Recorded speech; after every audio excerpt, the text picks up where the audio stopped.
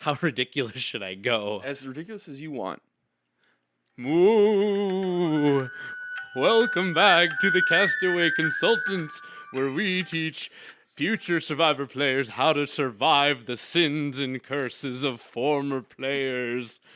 I am one of your three boo hosts, Derek Kubicek, and today we are going to be talking about the pre-merge and only the pre-merge of Survivor Season 36, Spooky Ghost Island.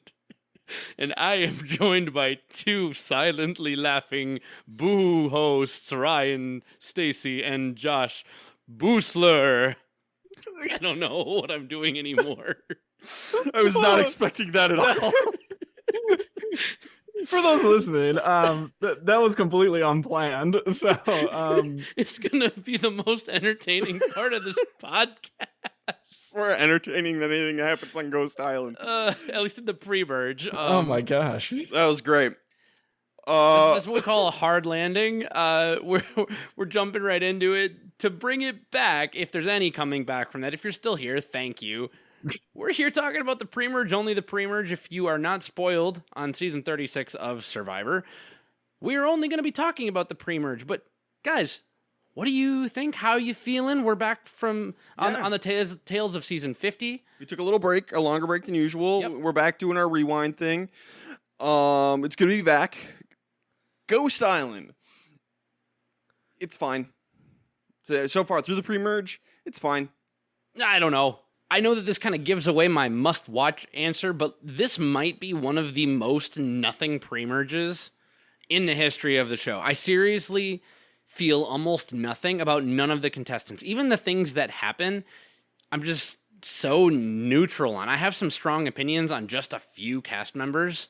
I think we have perhaps 2 or 3 people who might belong on the Mount Rushmore of like tools that have competed on Survivor. Just absolute douche bros. Yep. I'm not saying I dislike them. I'm just saying they are douche bros. And that's it. That's the whole pre-merge of Ghost Island. You guys can leave and go do something else now. yeah, sprinkle in like some member berries that they're gonna pull in here. Just hey, look at all these mistakes that other people had and all these giant moments in Survivor history, and that basically wraps it up. I mean, no spoilers, but we do like all 3 of us know who wins Ghost Island. We all watched it live. We will not be spoiling any of that because this is just a pre-merge podcast. But sometimes it can be fun to watch, like people who made it late in the game, like what were their moves early on in the season, and just kind of watching how they navigate the pre-merge. I didn't even think that there was a whole lot there to just like have like cool moments here and there for people. Like, sure, some things come up, but again, it's just kind of like a big nothing burger there. Yeah, I think there's like one kind of fun move from like a player who then pretty much immediately goes home after he pulls it off. So there's a couple of promising people I think in Ghost Island who go home in the pre-merge, which is kind of a bummer. If I had to like rate this season out of 10, or at least just pre-merge, it'd be like a 6 out of 10, where it's like, it's okay. It's not bad Survivor. And, average Survivor is fine because, you love the show. And that's kind of what this is. Every episode feels pretty average. A lot of these characters don't land because they're just not super interesting. And then some of the interesting ones go home early, which is a bummer. It's not bad. It's not super memorable. It's fine. I mean, I call it a 5 out of 10, and that's because I love the show. I can see if someone watched season 36, the pre-merge, and that was the first Survivor they ever watched, one, they'd be like, what is this idol that's a giant square? And what is this necklace? And why does the ice cream man give it away? They leave with more questions than they have answers. But to Josh's point, yeah, the best parts of the pre-merge are the member berries. Like, stop reminding me about better seasons of Survivor. There's one member berry that they do that is hilarious. We'll get into it. It's just the logistics of it all. I can't wait to talk about that because that is really, really funny, and I love that production did this. And then Ghost Island itself, it's a concept that doesn't quite work. It needed some tweaking. It's not as interesting as it could have been. I love that we try it. Yeah, well, I mean, it's a good concept in general, and I don't want to make it seem like this is like awful bottom tier Survivor or anything. It's just I don't think that there's anything super special here. So if someone just likes Survivor in general, you're gonna probably just enjoy in general watching it. So, and I don't want to give it away that it's gonna be, like bottom tier or anything. No, it's not like there's awful stuff happening. Everyone is fine. It's not one of those seasons that has one of those like super dark moments. It's not one of those at all. It's just average. Well, the point of this podcast is there's a lot of Survivor out there. We've done 50 seasons now, not to mention all the international seasons. If you don't have the energy or the time to watch all, we are here to watch, so you don't have to. We're here to tell you what is must-watch Survivor, and I think we've all made it pretty clear. The Premerge of Ghost Island, not must-watch Survivor. Absolutely not. No. No. Now, funny enough, I do think all of our cursed items that we're going to revisit, our cursed artifacts, I was keeping half a tab. I think all of those are must-watch Survivor, so there's nothing that you're going to learn here, even from a game perspective. Just don't, go home with 2 idols in your pocket. Don't give up immunity, even though I maintain that wasn't a horrible move by Eric. He needed to try and win the game. But point being, yeah, absolutely not. We should also say that Ghost Island, if you haven't figured it out, the main concept of it is mistakes from players in past Survivor seasons. So naturally, there are going to be moments that are going to be spoiled here for anyone who hasn't watched those previous seasons. They're big moments. So if you're a fan who has watched, big seasons, you should be familiar with all of this. But it's good to toss that out there just in general. Yep. So double, triple layered spoiler alert here. If you're watching out of order, perhaps go watch like Survivor China, and perhaps go and watch Survivor Micronesia. And Game Changers if you want. So like, yeah. Yeah, Listener, beware. Be cautious. It's going to get spooky. And spoiler. It's gonna get spooky up in here. All right, so spoiler alert. 3, 2, 1, get out of here. We're just spoiling the Premerge and everything that happens in the Premerge. So, you've been warned. All right, so guys, we have a game we play every season on the Rewind where we see if Josh and Derek can remember the cast. So, let's go over this cast. Derek and Josh both got 7 of the 20 cast members right. 6 were the same, and then they each got 1 person that was different. So, yeah, not a great showing, guys. That's Neff. Yeah, it's their fault. If they were more memorable, I'd remember them. I would like to say, I think there were like 2 or 3 people that I recognized, but I couldn't say their name, and I couldn't say anything they did. So it doesn't count. Doesn't count. So maybe you should get good. Well, I recognize all of them. I've to. seen them all on Survivor. Josh over here with the hard-hitting facts. I've seen them somewhere. Honestly, that is more of like a dig at the people who I just didn't recognize whatsoever.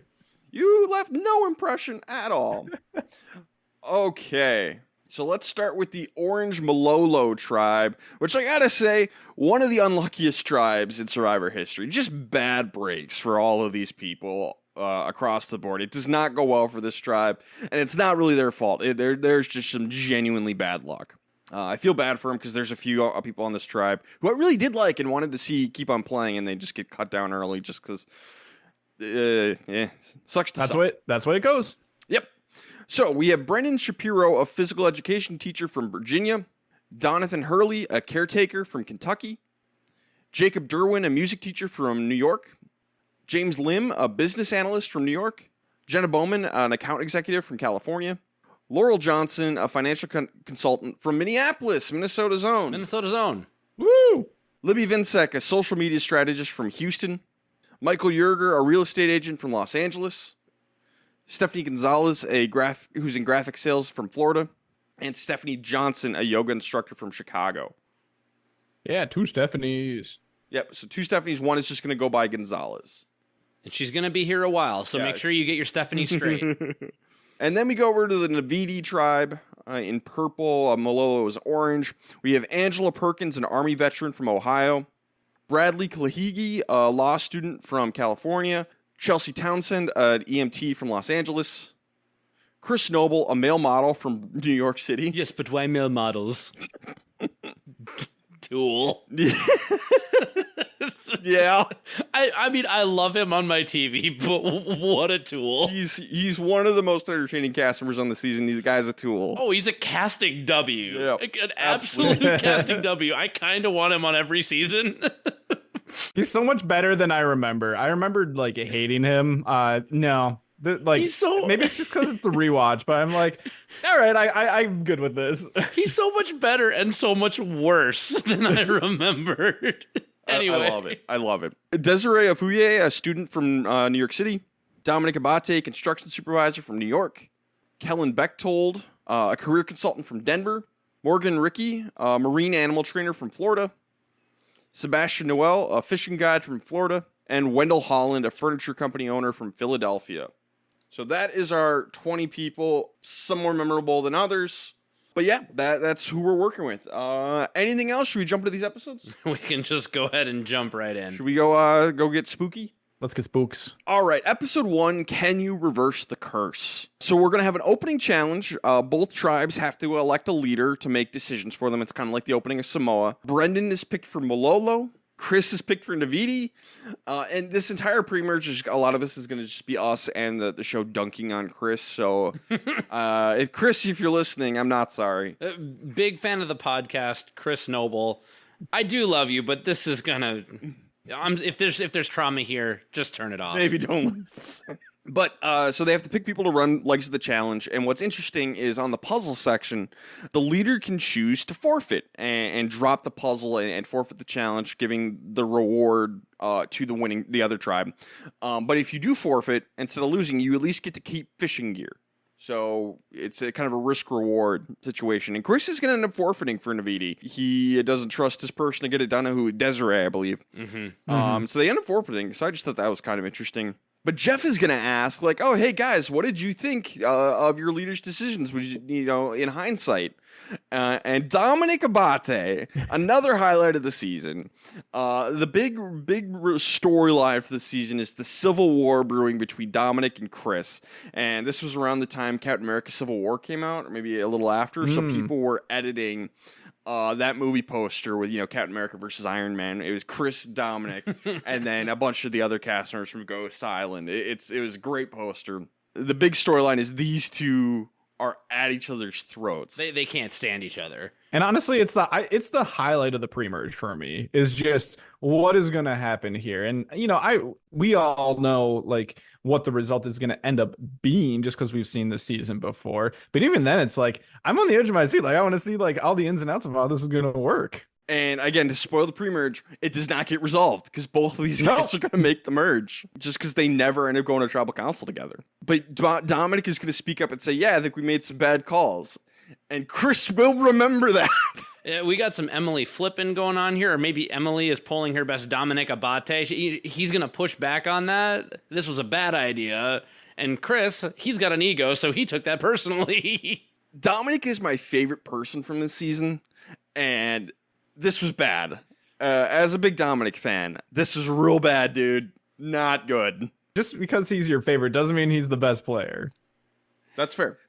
And you know what? For my entertainment, this is hilarious because Chris is one of the least humble people to ever grace the screen of reality television. No one is more humble than him. No one is more humble than him. Just ask him. He'll tell you.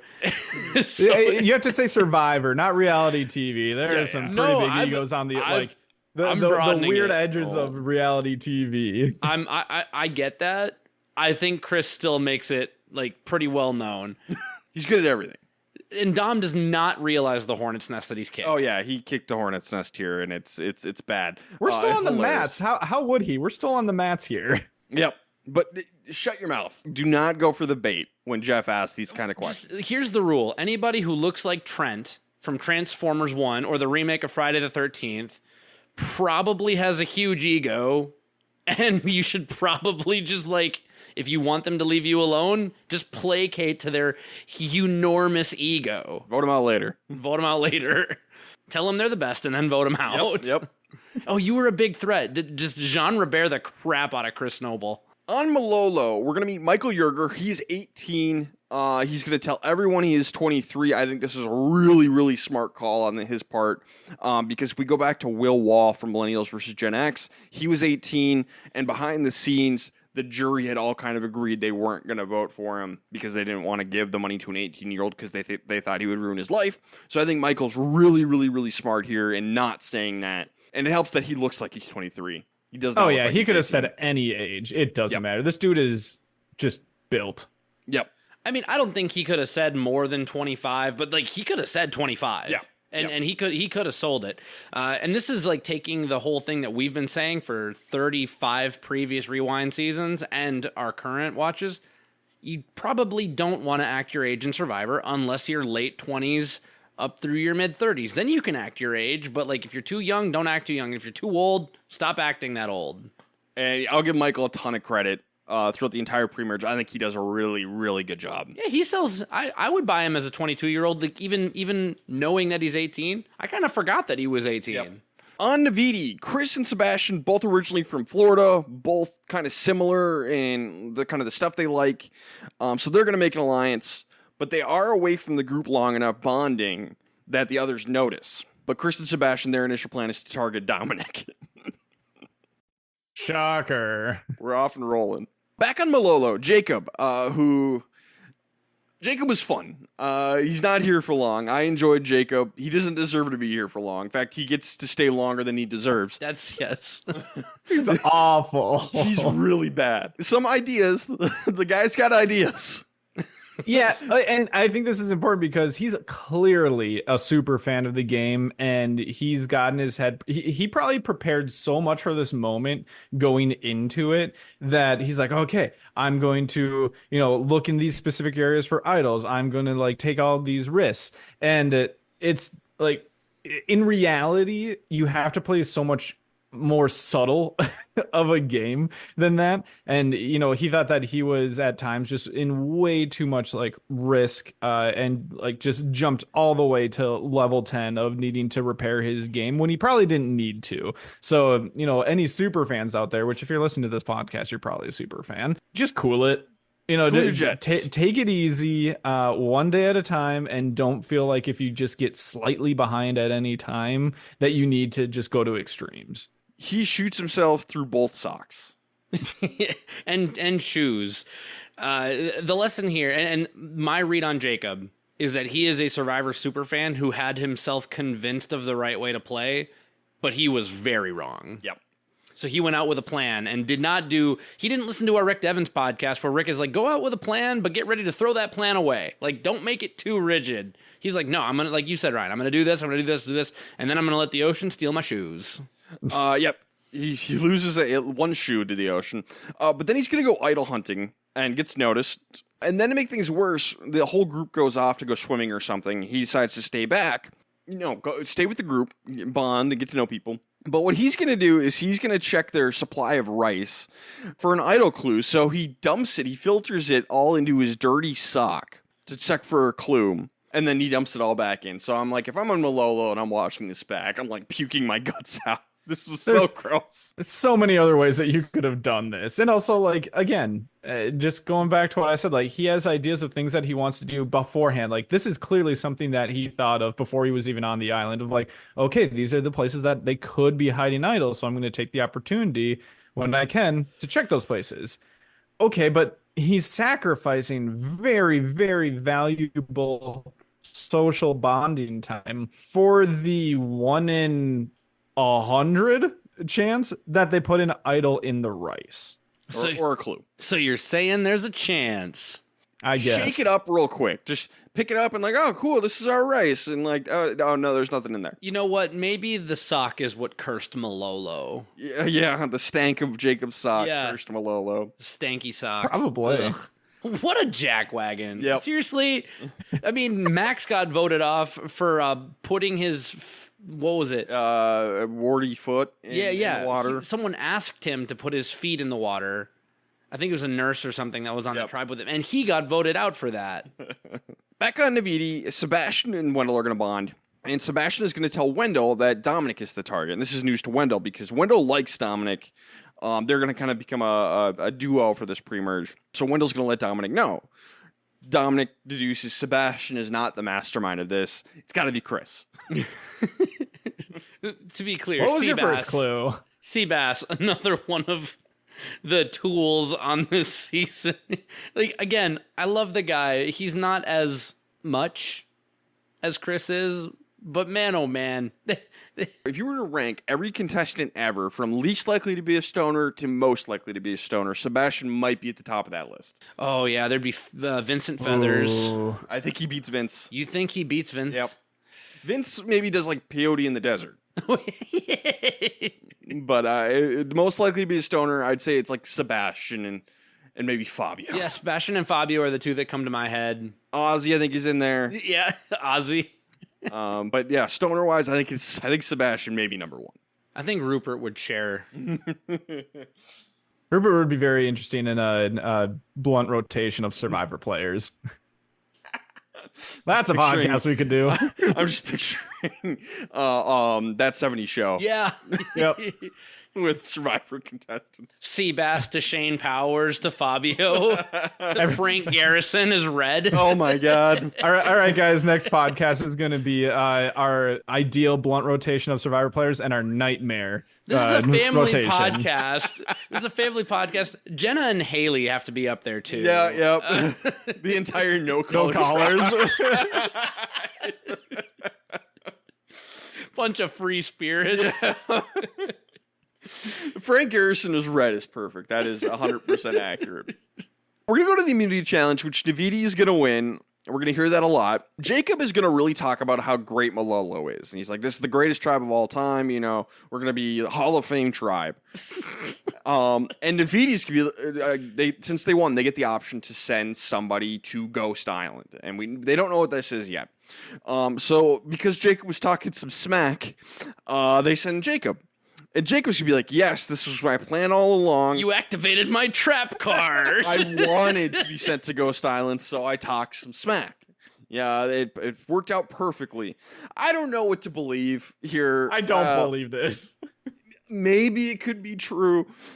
Jacob does seem like a smart guy. I don't know. I don't know about that. It's like if Light... Not good at Survivor, but he does seem like an intelligent guy. Sure. It's just like if Light Yagami was a Survivor contestant. That's the main character from Death Note, in case nobody... It's just like, you've activated my trap card. Aha, I knew that I would activate your trap card. Now you've activated for my trap card by activating your trap card. That's a good movie. Death Note's a good movie. Just triggered a ton of people. I mean, it's not half as good as Dragon Ball Z or M. Night Shyamalan's The Last Airbender. Oh, boy. I enjoyed it. You know what? I've never seen Death Note, the show. I liked the movie just fine. I liked the movie. Yeah, thank you, Josh. The only bad thing about Death Note, the show, is that Light and L never kiss, and it just always seems like they want to. I don't know. I don't remember anything. I don't know what that means. You know what? Someone out there got that reference. Someone did. Sound off in the comments. And if you're mad at me and Josh for liking the movie, I also want to hear about that because I find that funny. Do you like the movie? Yeah, I do like the movie. I've never seen the movie. But I've never seen the show, so I have no way of knowing if it's a good or a bad adaptation. By all accounts, it's a terrible adaptation. I don't know, I liked it. When I watched the movie, I had never even heard of Death Note as a concept. I just watched it. So I'm like, all right, cool. So yeah, I think that's probably the only way you can like it. As bad of an adaptation as it is, there's no way it's as bad as Billy Joe Armstrong as Goku in Dragon Ball Z. That Evolution. wasn't Billy Joel Armstrong. Don't slander him. It looks like Billy Joe Armstrong. That was Justin Chatwin. You know, let him live in that infamy. It's not his fault. But it's Billy Joe Armstrong's fault. It's not. No, I'm making a joke. I'm trying to make the funnies here. So anyway, Jacob is going to get sent to Ghost Island, and the twist here is this person gets to skip Tribal Council, which is fun. I like this. Yeah, safety without power. Yep, they're going to go to Ghost Island, stay there, and miss everything that happens to Tribal Council, so they are immune. And this saves Jacob. He would have been the first one out if he was not sent to Ghost Island. He was going home. Not even close.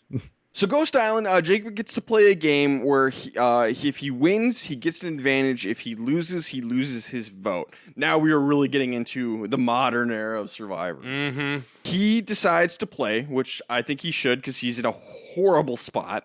By the way, I like that they choose whether or not they get to play. Like, they know ahead of time, and they're not forced to compete. This is very important to me. This is what makes Ghost Island different from some iterations of Mystery Adventure Island that we are very critical of. Yep. We like the choice.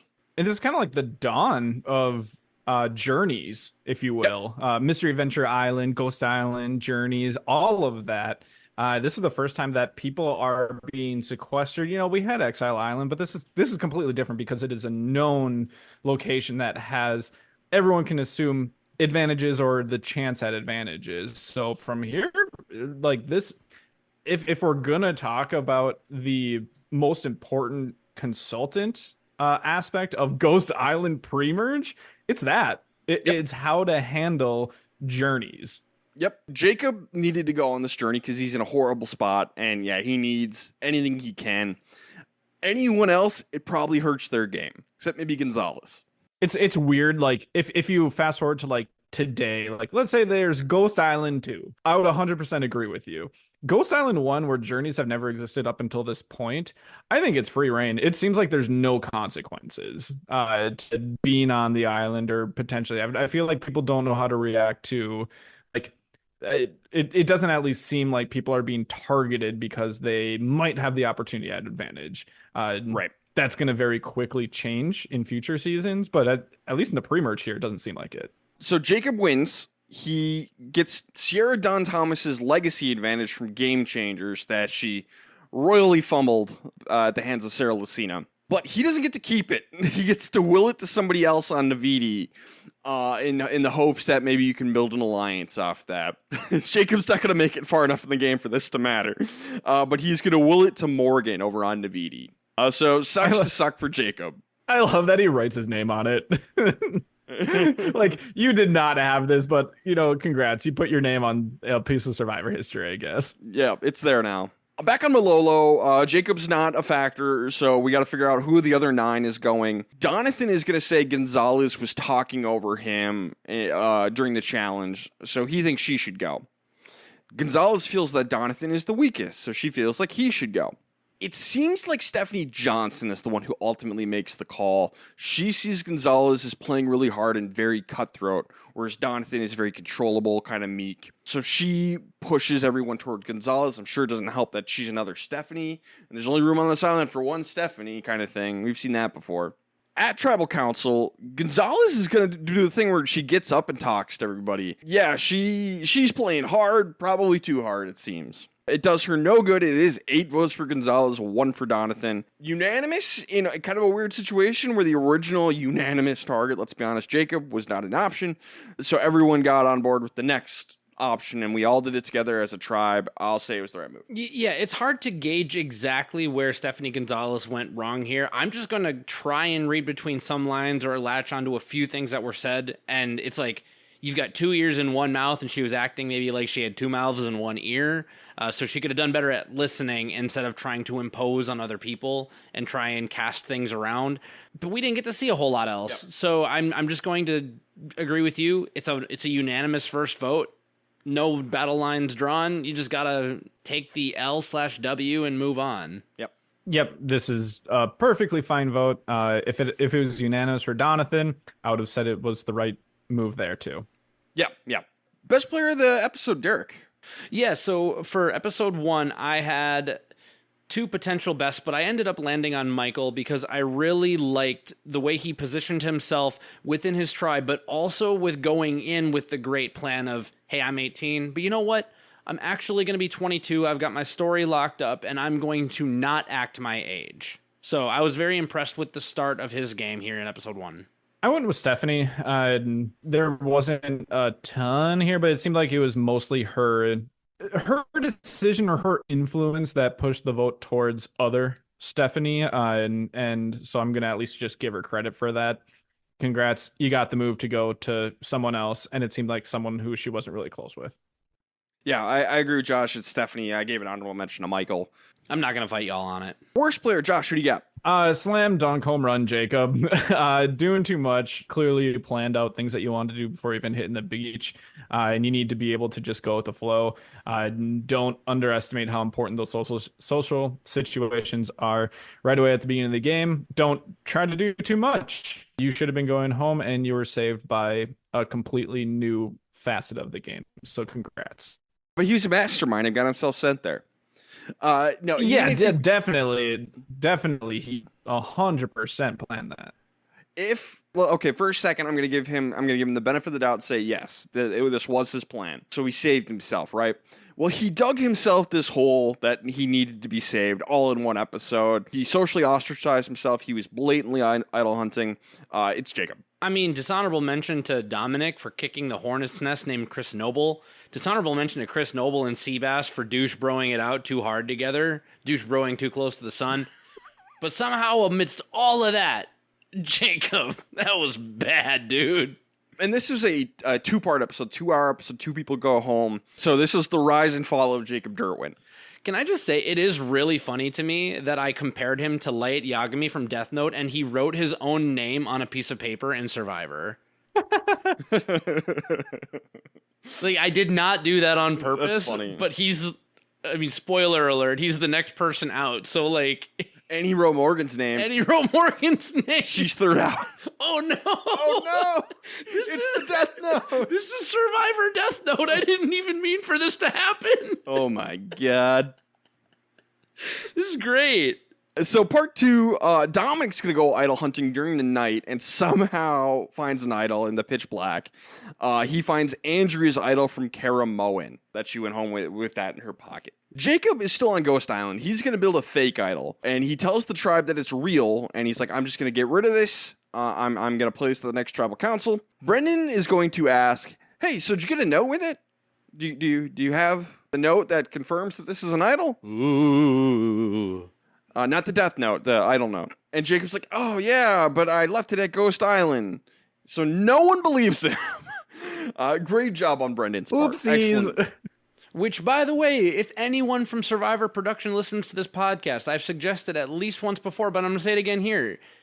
You can say you get this idol, but you have to burn the note.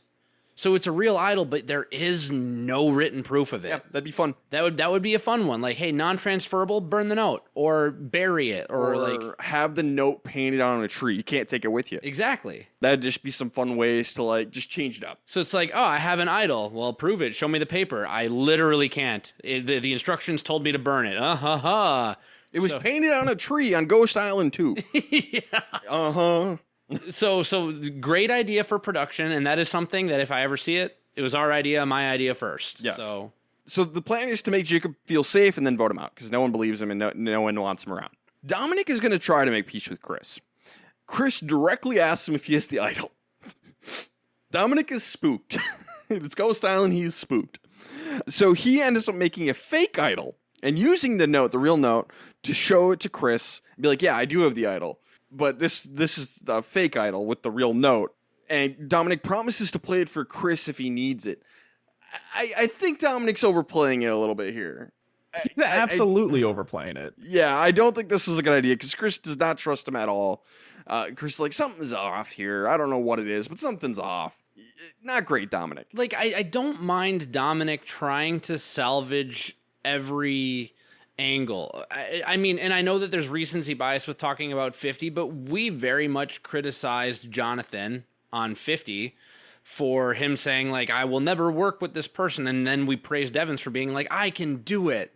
But, like, Dominic, you're not going to tribal right now. You're doing too much, man, and sometimes you just got to cut bait and run. And Chris seems like a guy who's going to remember that you did a certain thing and will never forgive you. He does not forgive. He does not forget. Mm-hmm.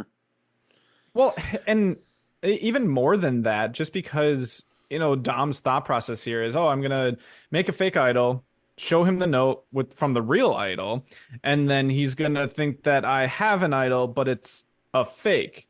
Okay.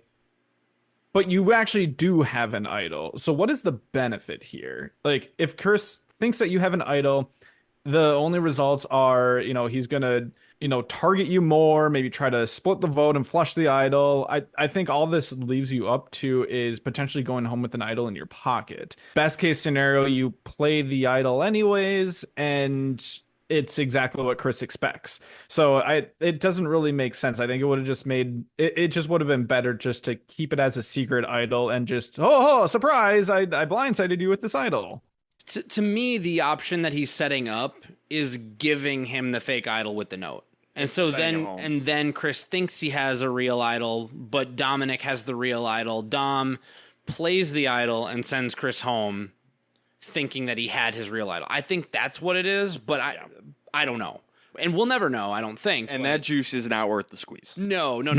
I think it's the risk reward proposition here is way out of line. Yeah. At the immunity challenge, James is going to blow it for Malolo, which is really weird because I believe he's like a water polo player or something like that, and this is an ocean swimming challenge, and I think he just panics. Maybe he's used to the swimming pool and not the ocean. I don't know. But James absolutely blows this challenge for them, and it's pretty surprising. I mean, you guys remember how cold the Pacific is, and pools aren't usually that cold. And the other thing about a water polo player, great at staying above the water. Yeah. Maybe he never worked on the diving aspect. Those balls don't sink. Donathan is going to be sent to Ghost Island this time, and he is going to miss Tribal Council. But he's going to get there, and there's no game available for him to play. So it's kind of luck of the draw with Ghost Island, whether or not you get the opportunity at something. And none for Gretchen Wieners. Bye. Yep. Yeah, there's so much potential downside with Ghost Island once you watch it back again, just because you could go and not play a game, or you could go and, risk a vote to play a game and then not come away with anything. And this entire time you also are gonna, in theory, have a target on your back of, oh, does this person have an idol or an advantage, or whatever it might be, something that you definitely would be targeted for in new era Survivor. Yeah. So it's just kind of interesting in how imbalanced that is. Yeah. And there's a lot of no game available in the pre-merge. You'd think they'd want a few more games. You think you'd want to front load that a little bit. Yeah. So some odd It's choices. random though. Yeah. No. It's you open the urn in order. The production knows if it's gonna. So they had to open them from left to right, and production knew what was in there. Okay. James is going to take the blame for the loss. So Brendan is going to suggest, hey, we put a couple votes on James just in case, and we take out Jacob. Good plan. Especially if you have someone who's going to be fine with it and be like, yeah, it's my fault. I get it. Okay, sure. We'll put a couple on you just in case. Great. Stephanie's going to get close to Jacob to make him feel really comfortable. He wants to vote out Michael because Michael's one of the people who's very pro-athlete. Get out the weak, keep the strong. So get rid of someone who's really raw strength. He's going to tell her the idol is fake, and then he gave Morgan the legacy advantage. And this makes Stephanie want to keep Jacob. He's giving her information. So she's going to consider, along with Laurel and Jenna and James, possibly voting out Michael instead and seizing this opportunity. They're not going to end up going through with it. It's going to be 5 votes for Jacob, 2 votes for James, and then Jacob's going to vote for Michael. I think it's the right call. You just have one person who's so divisive it doesn't fit in with the rest of the tribe that you can just cut this guy. It's bad on both sides if you go with Jacob, because Jacob is going to continue Jacobing around the island, and that's a problem. And then again, no one else trusts you on the other side. Any chance at a Malolo alliance, larger, greater alliance, is basically shattered then at that point. So it's got to be Jacob, no matter where you think you are. Be better at maneuvering with not Jacob. Yep.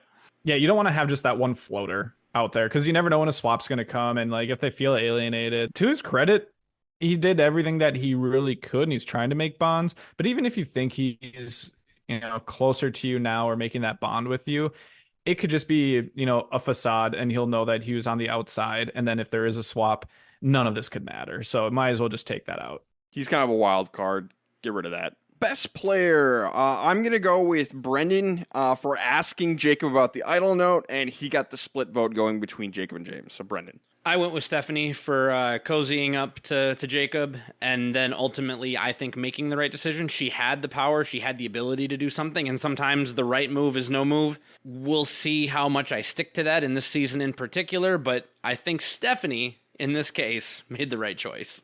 Yeah, I went with Stephanie as well. Again, at least she had the option. If Yep. Going to trust her gut just as a viewer. If there was an opportunity and it was a smart thing and she had confidence in that potential alliance, she could have gone for it and maybe tried to swing something. They didn't end up doing it.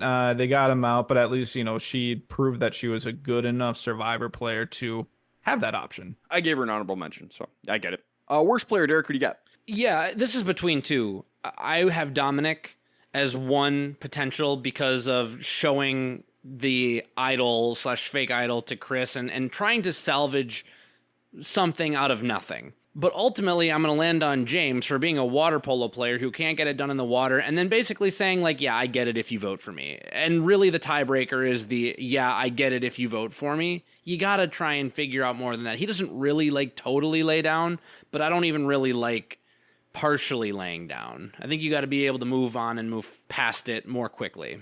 Yeah, I mean, that makes sense. I am going to give it to Dom, though. I just think that this was so unnecessary. And I think that it's very important just because of the information that comes from it. All Chris did was ask if he had the idol. You could ask anyone, and especially when you're butting heads with someone or you've got this bubbling rivalry, the worst thing that you can do is just ask. Dom was under no obligation to tell him about the idol or to have this fake idol that's presented to him. And there really seems to be, to me, zero upside and only downside to doing this. You could say their rivalry is getting heated. Yes. My worst player is James, for everything Derek said. Haha, Josh is wrong. I've got no problems with Dom. I will die on this hill. That's the end of the first episode, so this is where we'll do our winner picks. Josh, you originally, when we first did this, your original winner pick was Wendell, I believe. It was. Do you stand by that today? Yeah, honestly, watching this back, there weren't a whole lot of options, I would say, as far as okay, let me try to put myself in the mindset of this person getting really, really far in this game. I basically had just Wendell. I had Stephanie, because she's getting a ton of screen time so far. And that was mostly it. So there's a little bit of Bradley too, just because of a couple of confessionals who we haven't really talked about a whole lot, but just kind of those one-off, insightful type of thing, even if you don't get a ton of screen time. Sure. So I just really like Wendell's vibe and his ability, even if you don't get a ton of confessionals right away at the beginning, just his ability, it seems like, to build a good bond. And he has the one super close one, at least, right away at the beginning with Dom that we've seen. Originally, I had Stephanie Johnson as my winner pick. I'm going to stand by it. I really like Stephanie. Yeah, I don't remember who my true original winner pick was. In our Survivor game where we all try to pick the winner after episode 1 and we do a draft style, I had Thadley in that one. Bradley. But who we respectfully call Chadley and Thadley. Chadley and Thadley. And I had one of the last picks, and I literally only picked him because I didn't, much like Josh, I didn't know who to pick. And everyone that I would have taken was already taken. His bio on the web said that his pet peeve was stupid people. And I thought that was funny enough to make that the reason that I picked him. Now, it is because of how badly that Bradley, Chadley, Thadley failed me that I started hating lawyers and law students in Survivor. So we finally made it to the genesis in my Survivor history of why I cannot stand lawyers playing Survivor. And it starts here. This time around, I came down to 2 people. I've got Michael and I've got Stephanie. And I'm going to land on Stephanie because even at 22 years old, it's going to be a lot for me to pick someone that young to take home the W. And if I need a tiebreaker, unfortunately, I'm going to use age, and I'm going to go with Stephanie Johnson, not Gonzalez. Okay, so we're going to give Derek a little opportunity because he doesn't remember who his original winner pick was. We'll track as if it was Stephanie. Yeah, and I was in grad school at the time, so I'm realizing very quickly I don't remember almost any of this. I was very busy. So we have 2 Stephanies and Wendell, so we will keep track of that from there. Yeah, this was for all of us, this was in kind of a post-college era of our life. or close to end of college, maybe. Yeah, this would have been Derek was in grad school and this was we had graduated. So was I in LA yet? Yeah, I was living in Los Angeles actually. Yeah, this is when I lived in LA. when Ghost Island was airing. Yeah, I moved out there right after Game Changers premiered because I watched the premiere of Game Changers in a hostel. And then the second episode of Game Changers I watched in a public library because I didn't have internet yet. Nice. Episode 2, only time will tell. James is fine with getting the 2 votes. He gets over it quickly. I guess that's what you got to do now. Like, it wasn't great in episode 2 or in the previous episode, but now we're in a new episode, so get over it and move on. Okay. Well, and he literally told people that it was okay to do that. Yeah. We're going to get a tribe swap, and poor Malolo, both of these new tribes, they're going to have 5 original Navidi, 4 original Malolo. Oof. So the new Malolo tribe has Brendan, Jenna, Michael, and Stephanie, joined by Bradley, Chelsea, Desiree, Kellen, and Sebastian. New Navidi has Angela, Chris, Dominic, Morgan, and Wendell. And they are joined by Donathan, James, Laurel, and Libby. Again, poor Malolo. So on the new Malolo tribe, basically Navidi, those 5 they're gonna stay 5 strong and pick off the 4 Malolo. That's what's gonna happen to them. Womp womp. Oh, that sucks. But Bradley complains a lot. We're finally gonna get some Bradley content, and it is not good. Malolo does not like him. Oh, Chadley, you got to do better, man. Yeah, Derek, what was that quote from his bio that you said about him not liking people? He doesn't like stupid people. Yeah, that really comes through in the show. But whiny people, though, I guess he's maybe okay with that. So Chris wants to get Angela because they have kind of a bond. He wants to get him to join in that original Malolo group and flip on Dom. They have the opportunity, but Chris really is like kind of telling her what to do. And even though they do have a relationship, Angela does not like that. So she's not really on board with flipping. She wants to stay Navidi strong. But they do tell the Malolo members Chris's plan. On the new Malolo, the old Malolo members, they're like, we're in trouble, we're in danger, we're going to go idol hunting. Michael is going to find James's idol, one of his 2 big square idols from Survivor China. A classic, because James got it out with 2 in his pocket. Somehow, I love these big idols. Pockets. Yep, these are These cool things- idols. Just because they're how ridiculously large they are. Yep. They don't make idols like they used to. Amen, brother. Brendan is with him when Michael finds it, but Michael's got some safety now. Dominic and Morgan are worried that Chris might flip on them. So they try to recruit old Malolo. So this, we on the one tribe on Malolo, the Navidi 5 are sticking together. But on this new Navidi tribe, Navidi's fractured. So they're going to try and recruit old Malolo. Libby and Morgan get along really well because they're very similar. They're both Catholic. So those 2 are going to get close. It's going to last a super long time. At the Immunity Challenge, Malolo wins, and they get to send someone to Ghost Island. But it has to be unanimous. And if they can't do that, it's a rock draw. And that person will, again, miss Tribal Council. Chris gets sent to Ghost Island, misses Tribal Council. So the one opportunity we had to send Dominic and Chris to Tribal Council together does not happen because Chris doesn't get to go. Now, do they force him to draw rocks, or do they pick him? They do rock draw.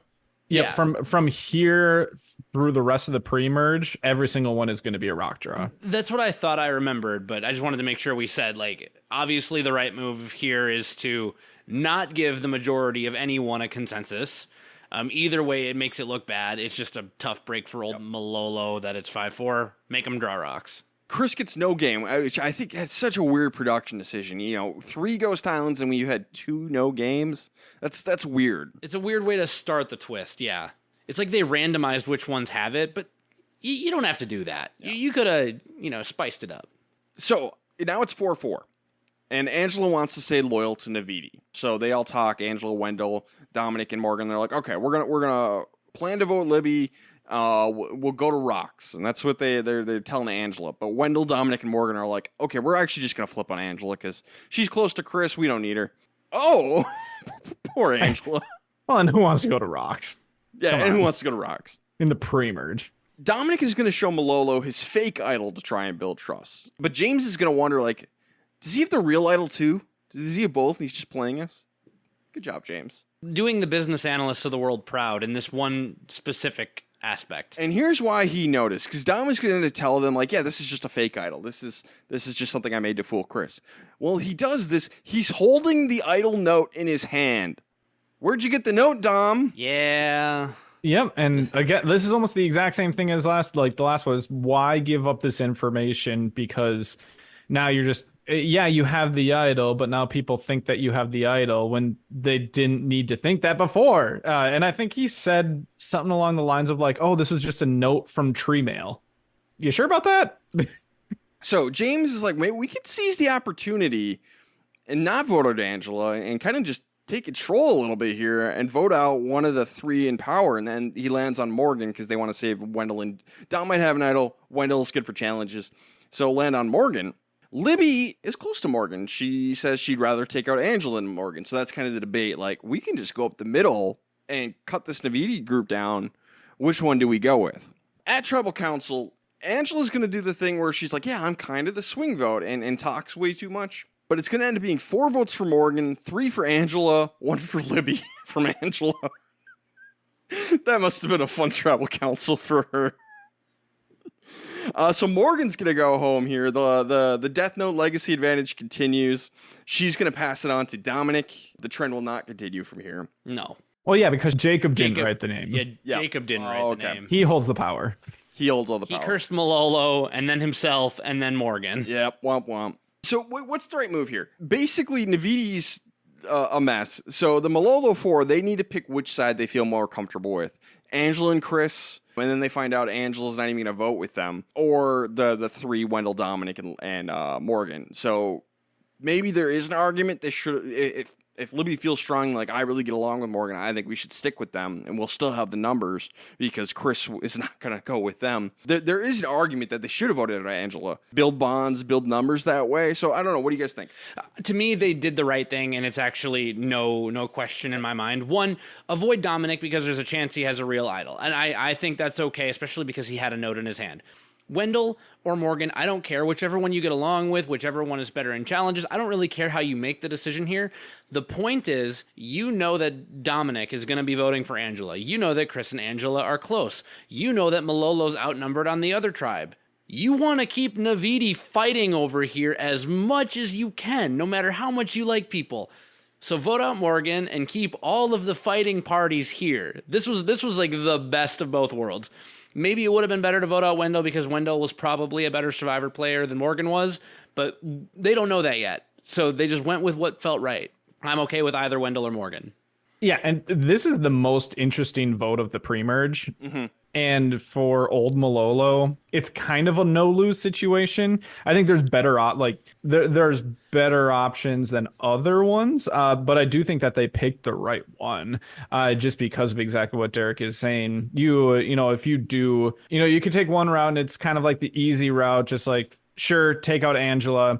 And you took out someone from Navidi, but then it's all going to be kind of hunky-dory from there. You have Chris that can be taken out, but what if he goes to Ghost Island? Then what?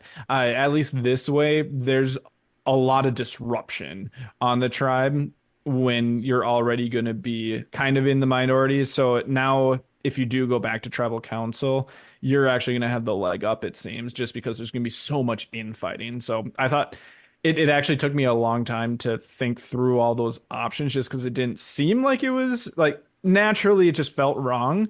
But then thinking about it a little bit longer, it's like, oh yeah, no, like this really seems like the right route for them. I agree. Awesome. All right, best and worst player. For best, I have James. He didn't take the votes from the previous Tribal Council personally, which I thought was good. He saw right through Dominic. He took out Morgan. I thought James had a stellar episode. Yeah, I think I'm going to bend to you on this because I actually made a note here. I couldn't discern, so I said all of old Malolo for basically taking advantage of a fractured Navidi. I have Michael written down with a question mark because at least he found an idol on the other side. But of course, I always like it better when I can stick on the tribe that actually pulled off an upset vote. So I was leaning like all of old Malolo. I'm going to defer to you and say I like how James handled the bounce back after sort of his failures or his shortcomings of episode 1. So I'm going to change mine to James. You've convinced me. But really, flowers to all of them. Yeah, originally I had Michael here just because I wasn't sure if this was a good move or not for them. I had written this down before I had fully thought through all the options for old Malolo. And if I am going to say that this was the right move for them, then I think I need to switch it to James just because he, pushed that through and kind of pioneered it a little bit more. So just for, behind the curtain, transparency, I did originally have Michael, but I am going to put down now James. All right. Nice. Good for me. Worst player, Derek, who do you got? I went, again, I had a bit of a hard time, but I went with Wendell this time around. And it's because Chris was already gunning for Dominic. So it makes sense for Dominic to flip on Chris's, in air quotes, closest alliance member here and try and take that shot. While trying to build bonds in a direction, in a new direction, because of maybe the way that the old Navidi dynamic was pouring out. We're going to find out, and I'll stick with right now, but like Wendell has good relationships with pretty much everyone.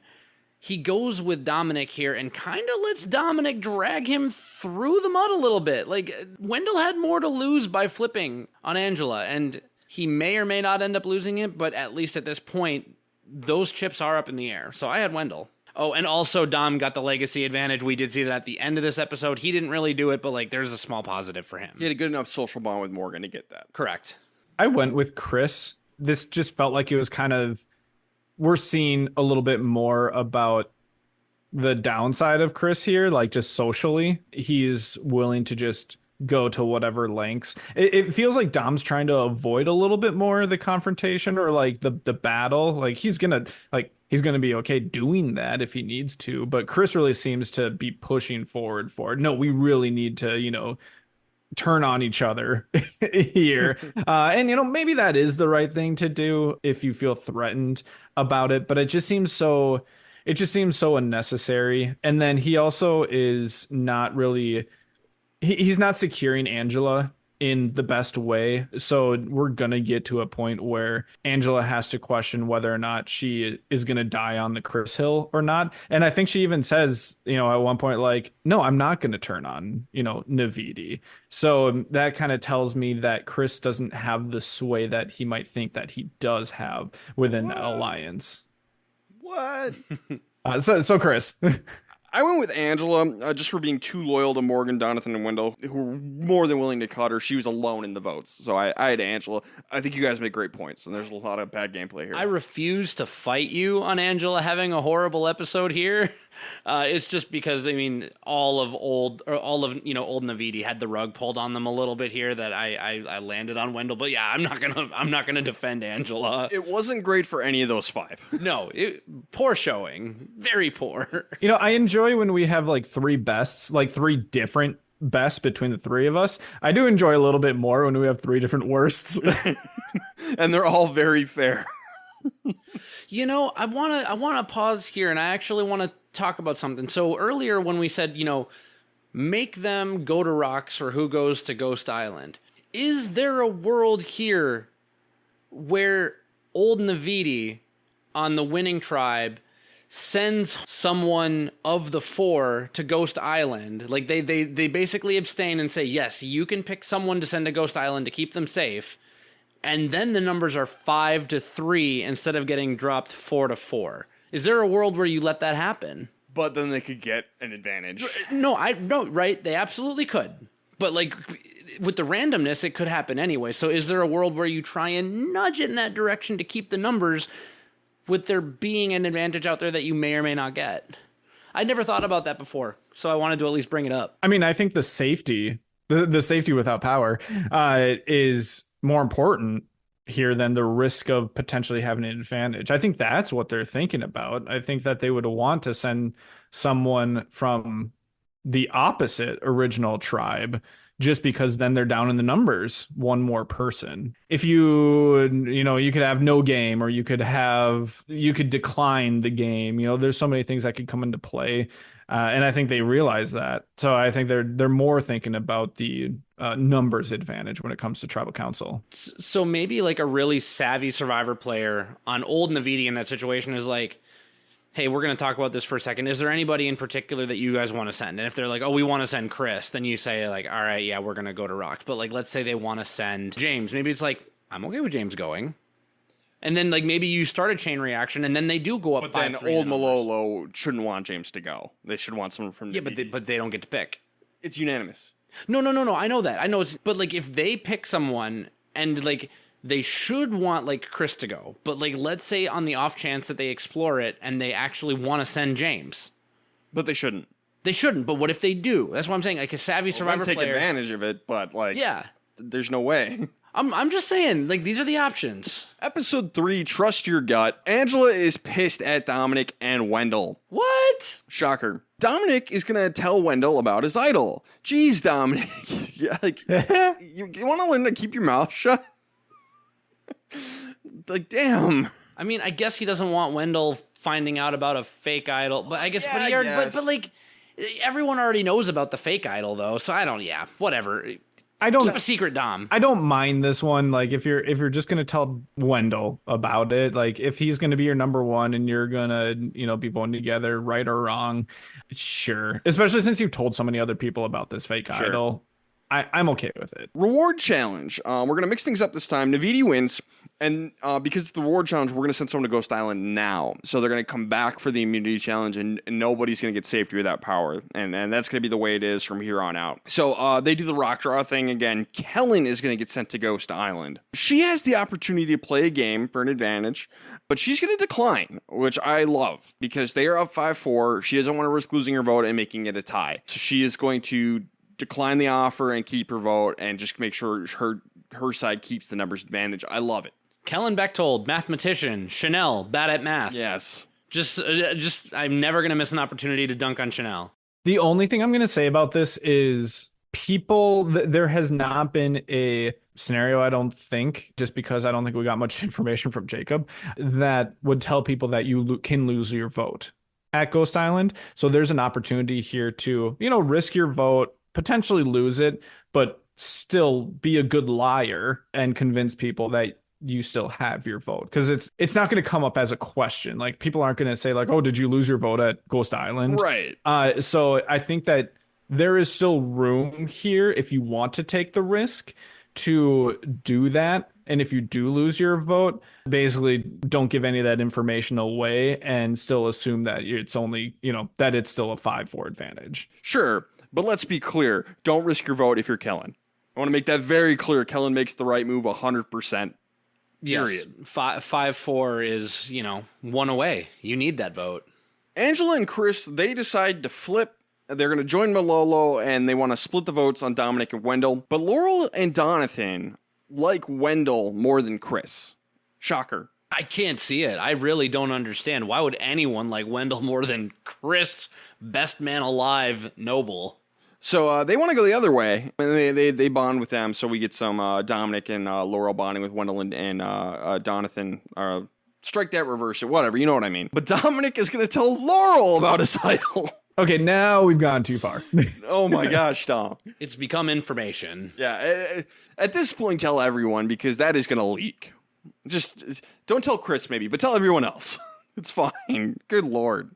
At the immunity challenge, Brendan and Sebastian are going to blow a massive lead for Malolo. So Navidi wins thanks to Chris and Wendell. This is a really bad one. A big screw up for Brendan and Sebastian. So original Navidi, they want to stay strong. There's 5 of them. They can pick off one of the other 4. Chelsea is going to come up with the idea to vote out one of the guys, Brendan or Michael, because if they have an idol, they might think, hey, we want to focus on keeping the tribe strong. So they might play an idol on. They're more likely to play an idol on one of the women.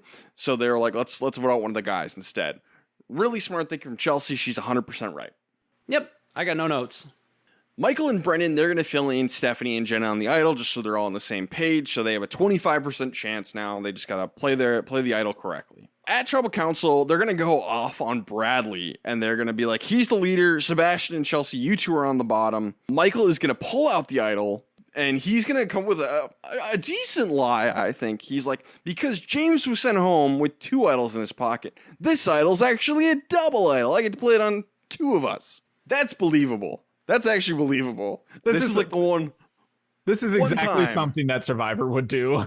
Yep. I would buy this.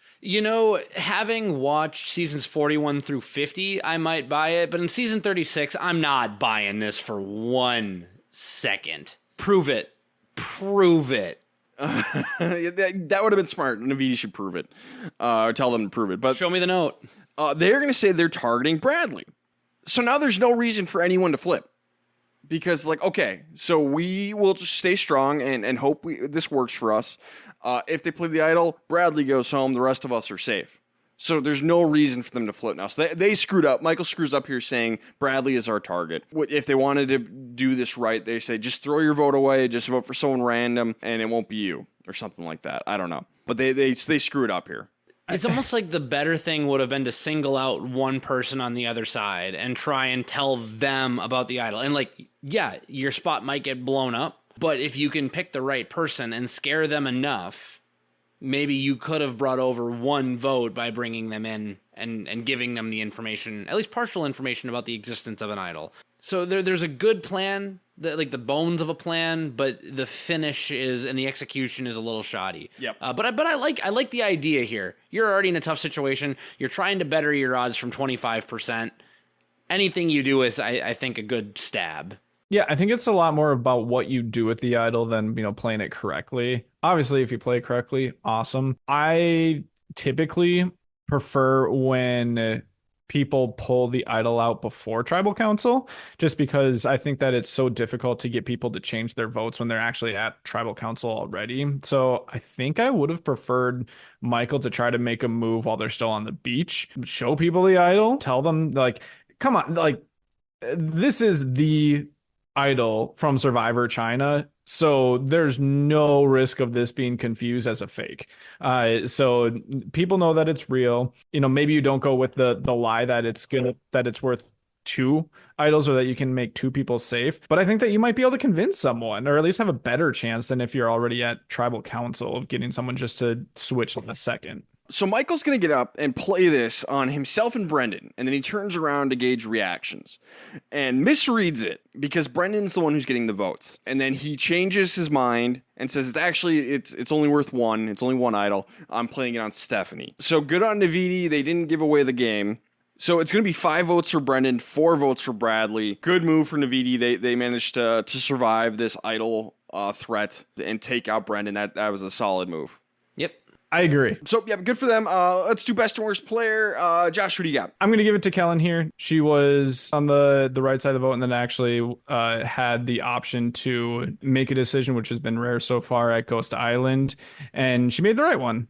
She, had a game of chance that, she had. And I think it was 33% of some sort of advantage that you don't know what it's going to end up being. And she chose not to take it. In other worlds, there might be an option to do that, but not in her world, not where she's at in the game right now. I also had Kellen, but I want to give an honorable mention to Chelsea for choosing their target to avoid the idol. I'll give Chelsea credit for that one. Kellen can do math. Yep. But I really like the way that old Navidi handled everything here, because it could have gotten dicey, but they managed to keep a straight face. Worst player, I'm actually going to give mine to Michael. I think he very much misplayed this by throwing out Bradley's name. I think they screwed over their own chances. I don't give it to Michael because I like that he was willing to get rid of the idol on this. He had a convincing idea. I wouldn't have bought it. He could have played it better, but he did something. I landed on Stephanie Johnson, actually, because I didn't like how she just kind of laid down. She was trying to, manifest a solution to the problem by not actually doing anything. And it wasn't until Michael showed up and said, I have an idol, that she's like, aha, a glimmer of hope. You can't be acting hopeless like this. You got to be trying to do something. What happened to the Stephanie Johnson who was making Jacob feel comfortable on the beach? Go search for cracks. Go figure out something else. There's an angle. So I gave it to Stephanie Johnson just for being a little bit of a sad girl. And for the second straight episode, we have 3 different people on our worst. Oh, wow. I had Bradley. Not a great showing from Bradley. His true personality started to come out a little bit more here. And he got some heat. He got some heat at Tribal. He could potentially have been going home if an idol was played correctly. And he looked bad in the process. He got super defensive, it seemed like. And I think that this is kind of the beginning of people's at least perception of him just kind of being formed to, what's probably the most reasonable conclusion of, his actual personality. Yeah. Now, before we move off episode 3, I did take one other note here. Laurel says that she doesn't want to be passive in this game, and she wants to leave her mark. I just want to plant that seed. It's an important confessional. It's a very important confessional. We're not talking about anything post-merge, obviously, here today, but that is important enough that we need to talk about Laurel saying she doesn't want to be passive, and she wants to leave her mark on this game. Remember this, folks. Remember this. Episode 4, A Diamond in the Rough. Everyone sees Michael as a massive threat now. He did what he had to do, but, now it's like, oh, you're a player. You silly goose. You scamp. At the reward challenge, Chris is going to win it for Navidi with his baseball skills. It was impressive. That was impressive. amazing. He played baseball in college, so it's basically a baseball challenge, and Chris just destroys it. I'm a D1 ball player. I'm pretty awesome. I don't think he said D1, did he? You could say that I'm the best. Pretty much the best. I don't think he said D1, but he said, he played in college and he played pitcher in college. So it showed. I mean, yeah, this was good stuff. This is like the one time he backs it up. Yes. So Rockdraw is going to send Stephanie Johnson to Ghost Island, but there is no game for Stephanie. Womp womp, and this is kind of her swan song. Stephanie's going to go home in this episode. It's sad. I really like Stephanie, so it's a bummer that she's going to go home. I would love if Stephanie came back, like a Premerge's returner season. Yeah. Stephanie should come back. Chris and Donathan, they're going to bond because both of them have, it's Chris's mom and Donathan's grandmother who are both very ill, and so they've had to make sacrifices to take care of them. So it's something they bond over. They've gone through similar experience with this. It makes Donathan more hesitant to vote out Chris. He's not going to get the opportunity to in the pre-merge anyway, but it is a nice one for Chris. Chris has a good episode. A rare good episode for Chris. I'm really curious if they would have gone to tribal. We'll never know. But Yep. I'm curious how this would have played out because everything in the edit showed they might side with Chris. Maybe. Immunity challenge, Navidi's going to win again. So it is Stephanie, Michael, or Jenna going home. And they have to basically kind of turn on each other and just make the best argument to keep themselves because they played their shot with the idol. Now it's every man for himself, every woman for themselves. Michael is going to pitch, just keeping him for challenge strength. That's Michael's pitch. Jenna is going to flirt with Sebastian, which makes him want to keep her. As long as she keeps flirting with me, I'll keep her around, is what he says. What a tool. Sure. Man. Why not? What a tool. But I mean, props to Jenna. She read him like a Florida book. And they dated for like 6 years after the show. They're not together anymore, but they stayed Really? together for like 6 years, yeah. Wow. Okay. She made the ultimate alliance. Yeah, Or at not least quite, but- not the ultimate, but a strong alliance. Stephanie's dangerous to vote for because she went to Ghost Island. So Desiree is going to search her bag, finds nothing. That doesn't necessarily mean anything, but apparently it means enough to them because they're going to go to Tribal Council. It is 7 votes for Stephanie, 1 vote for Desiree. They pulled it off. They got even Michael and Jenna on board to vote for Stephanie. It was a good move. And Stephanie, dangerous player, taking her out pre-merge is definitely good for them. Yeah, agree. It seems like she's in. It's hard to know who are strong players or not just because we're basing it off of the edit, but it seems like she's one of the strongest people player wise just on the season. So if they're able to recognize that and take her out, good. Pretty straightforward. Best player, I'm going to give it to Jenna because she plays the flirt game. It works. She survives the vote. So I'm going to give it to Jenna. I'm literally pilfering it because I had no idea how to differentiate from any of old Navidi because I was like, yeah, you showed up, you did what you had to do. I don't know how to pick between any of you because this was such a, folks, I was in, the doldrums here of this pre-merge. I was like, what even is this episode? Like, we lose someone awesome, and, we're a Game Body podcast, but this is why sometimes Game Body Survivor is just a slog.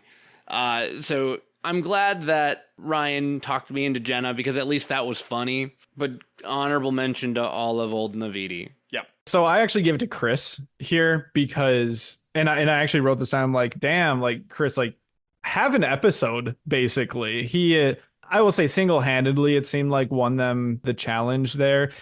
His cockiness didn't seem to be too much in that moment. Obviously, he was just kind of being a big macho guy, but he earned it with how incredible that performance was, and it didn't seem to rub people the wrong way. And then he did a really good job at bonding with Donathan, and it was just an episode that really seemed to be so opposite of who Chris has been so far. So I'm going to use that to give him credit for at least this one episode here. So I'm giving it to Chris.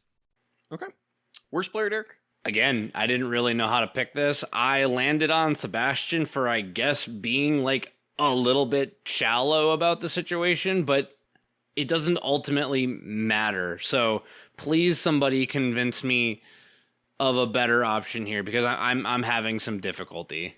Well, Dirk, I'm not going to convince you of a better option. I wrote down Sebastian question mark because it didn't really seem like there was a lot of bad gameplay. So I went with the person who seemed to be who let their decision making be swayed by some very basic surface level flirting. I'm going to say none, because now Sebastian actually has a bond with Jenna. Maybe it could help him later on. You know, yes, Jenna flirted with him, but that makes it so the person of these three who's closest to Sebastian stayed in the game. Might give him an edge later. So I say none.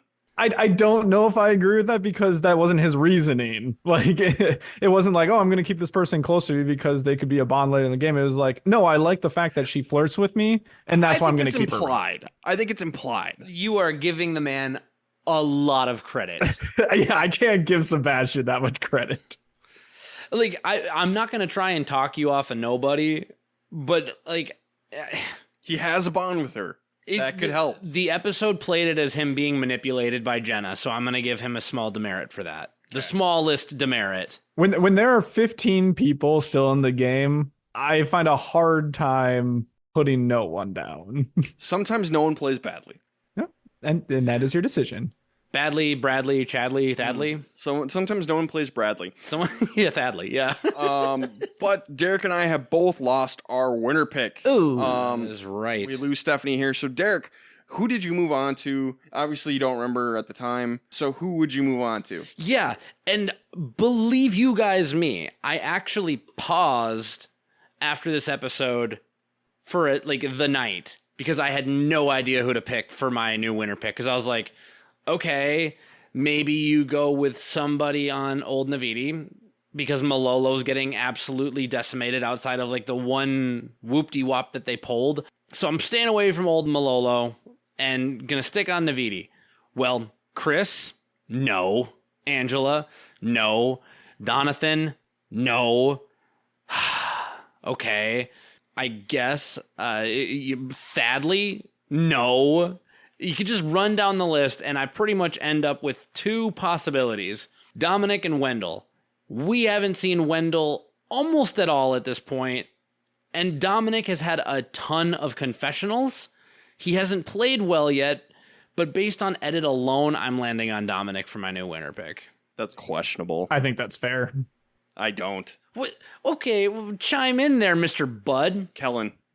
No, absolutely not. No. No. Yep. No. Kellen has played a sound game so far. So Kellen was my new winner pick at the time. I stand by it. I think Kellen is a great choice. No. Yeah. I hard disagree. Better than Dominic. And if you two disagree with that, like, questionability. No. I'm questioning your credibility. This is what I'm telling you, Ryan. Kellen has played a better game than Dominic to this point, but based on edit and personalities remaining in the game, I'm not picking Kellen to win the game. I'm not doing it. We're not going for who's playing a better game so far through the pre-merge. We're playing pick the next winner. And you're picking Dominic? Yes. That's insanity. It's not insanity. Pure It's insanity. not insanity. Derek is picking it based off of edit and someone who, if they win, would be a very flawed winner, but still can definitely win. And I support Derek in that because I made a mental note in the pre-merge about how poorly Kellen played, because and like I can tell in her head she can be a good Survivor player, but she has such a hard time with interpersonal communication. Yes. That I'm like, oh my gosh, Kellen, like you are actually so bad at this. And like I think it's just because she gets overwhelmed by being put on the spot. I'm like, there's no way that you would be able to like that I would have confidence picking you as a winner pick in a situation like this. There's an element of awkwardness built into Sure. Kellen at this point, Sure. where like she could never sell her game to a jury. I don't think they'd think that she was agentic in it. Maybe we'll more to talk about on Kellen in the next 2 episodes. I think through this point, she's played basically flawless.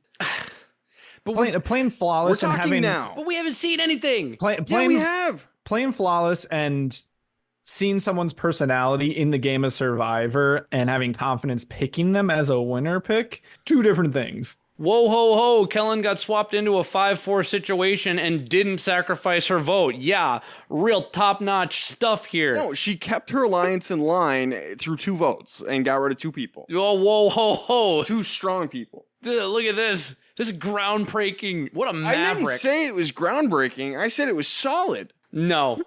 You made fun of me first. You can have Kellen as your winner pick, but picking Dominic is A bad pick. just fine. No, you're drunk. I'd You say, have to stop drinking. by that logic, Ryan, I think Bradley would have made more sense for you by using that logic. No, you're drunk. Why? You're both drunk. Tell me why.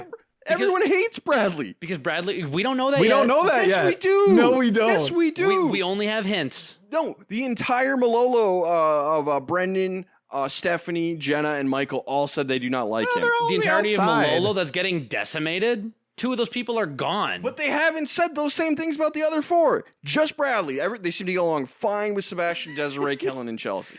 By the way, audience, this is way more entertaining than the actual pre-merge this is of annoying. Ghost Island. This is annoying because Go you ahead. 2 are drunk. Go ahead and be annoyed. I may be drunk, but I'm not wrong. Yeah.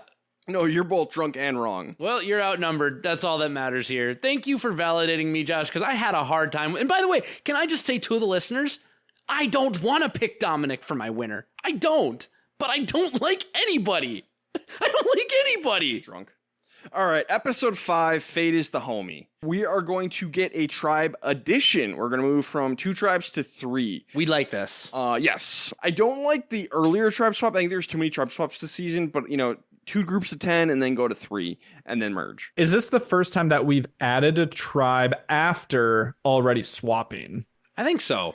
I couldn't think of one. Yeah, because when did we do this? Cambodia, Millennials vs. Gen X, Game Changers, but they were all the first, First, yeah. swap. It just seemed a really weird. Yeah.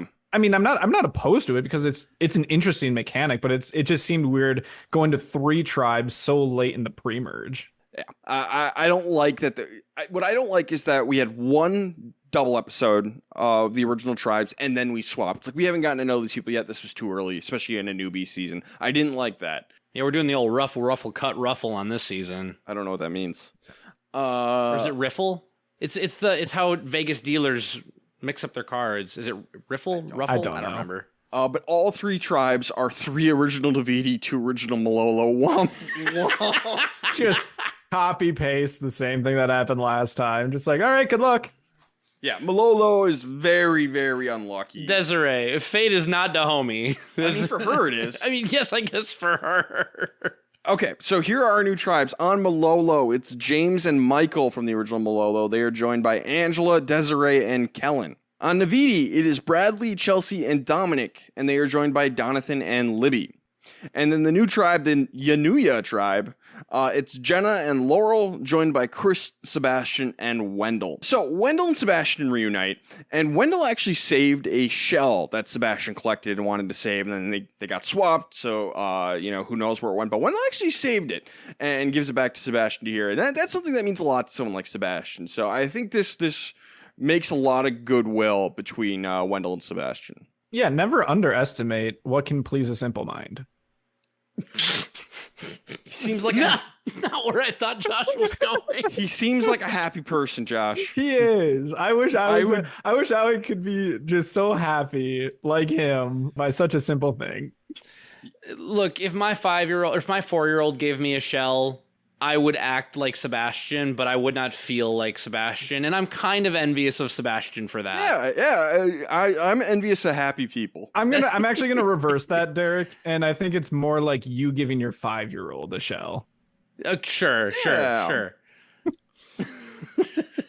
Now, what if the owner of a furniture building shop gave you a shell from Philadelphia? How would you feel? from Philadelphia, they'd probably follow it up with 38-7, and I'd hate them. So I have no idea how I'd feel about it. On Survivor, I would pretend that I cared a lot. Chris is going to talk about himself a lot and just drives his entire tribe nuts.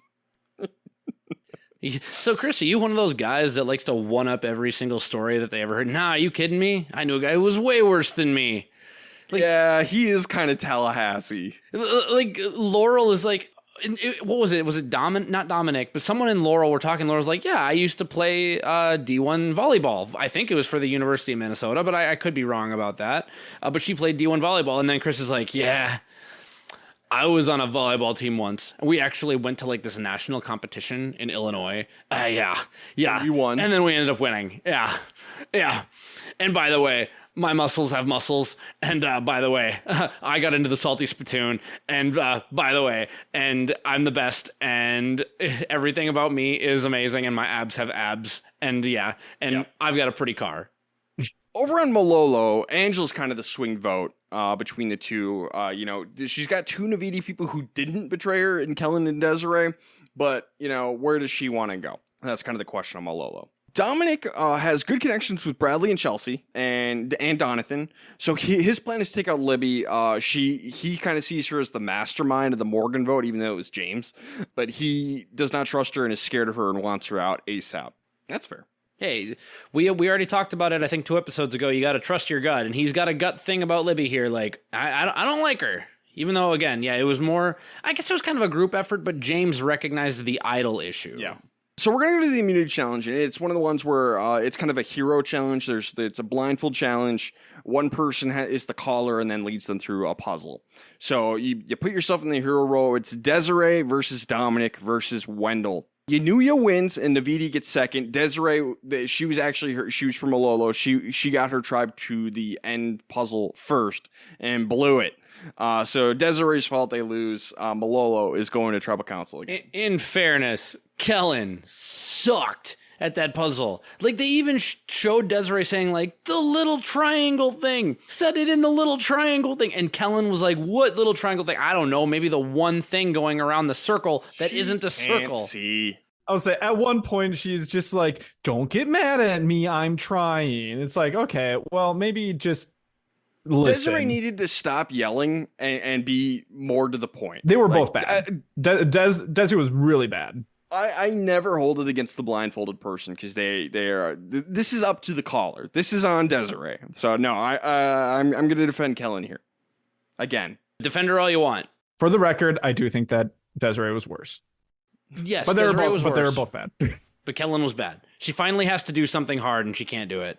So Desiree and Kellen, they want to keep Angela and take out James because they have not played with James before. They've played with Michael before. They have a decent rapport with him. So the plan is to take out James. James and Michael obviously want to pull in Angela, and they want to take out Desiree, and their argument is she blew the challenge. So it kind of comes down to Angela being the swing, which I don't think it ever really was as much because Angela and Michael are going to join with Kellen and Desiree. It's going to be 4 votes for James, 1 vote for Desiree.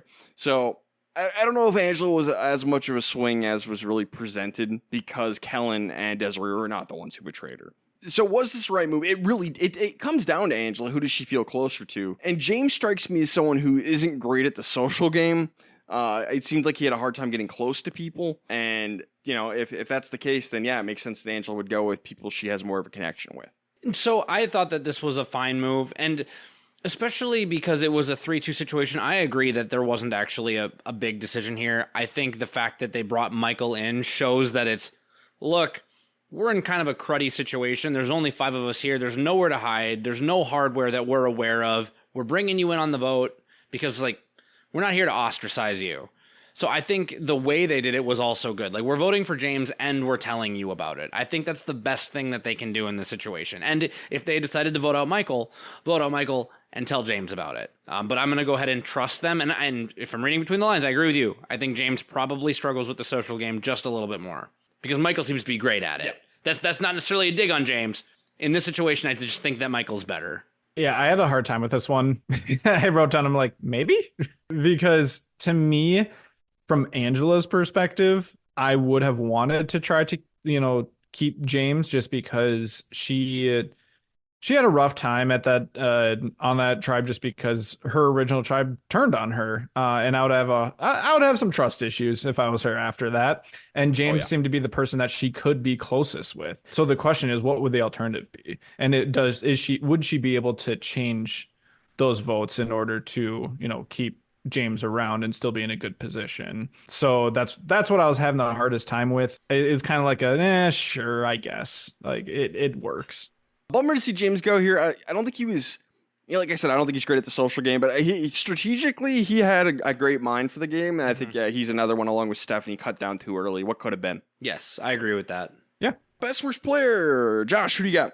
For best player, again, I went off tribe here. I'm off of the losing tribe. And I went over to New Navidi, and I went with Dom. At one point, him and Bradley reconnected, and at one point, Bradley said, and I mean, take whatever you can about Bradley that you want, but he said that like you're like my number one essentially, and I'm like, oh, okay, that's cool. That's good to like hear how like close they are. Maybe not number one, but like he really values the fact that they should be in an alliance together. And then he also tossed out the proposal of Libby being a threat.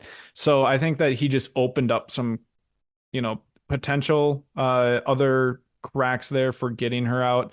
It's not going to come to fruition here, but it just seemed like it was a productive episode, even though they didn't go to tribal. And I just didn't really care about anything that was going on the losing tribe. I went with Wendell. I like he made that emotional connection with Sebastian. I think that'll pay off for him with the shell. And then he won immunity for his tribe. I had Wendell for the same reason. And this is not a note that I made, but I'm trying to remember this episode. Is this the one where Chris said that he finally got to hang out with Wendell away from Dom, or did that happen earlier in the pre-merge? And he was like, Wendell's actually cool when he's away. Was that after the first swap? I think that might have been here. No, it would have had to have been here. Yeah. Because Wendell and Dom have been together the whole time up to this point. So, yeah, I think that was here. Okay, so, yeah, more to Wendell having a stellar social game where, like, maybe, socially speaking, being handcuffed to Dominic isn't a good thing for Wendell. Maybe he can swim in the situation rather than be sunk. And he's showing that he can do it, even with just, like, little things. So I gave it to Wendell. And again, like Josh and you, I'm not really focusing on the losing tribe that went to tribal too much here. For worst player, I have Chris for annoying his tribe so much. I have Chris for being the biggest tool in Survivor history. Oh, man, that's fair. I love you, Chris. I do. I want you on every season, I think. But my goodness. Is this when he rapped about how great he was? Or is that next episode? I can't remember when he raps, Oh, but God. it was in here somewhere. It's bad.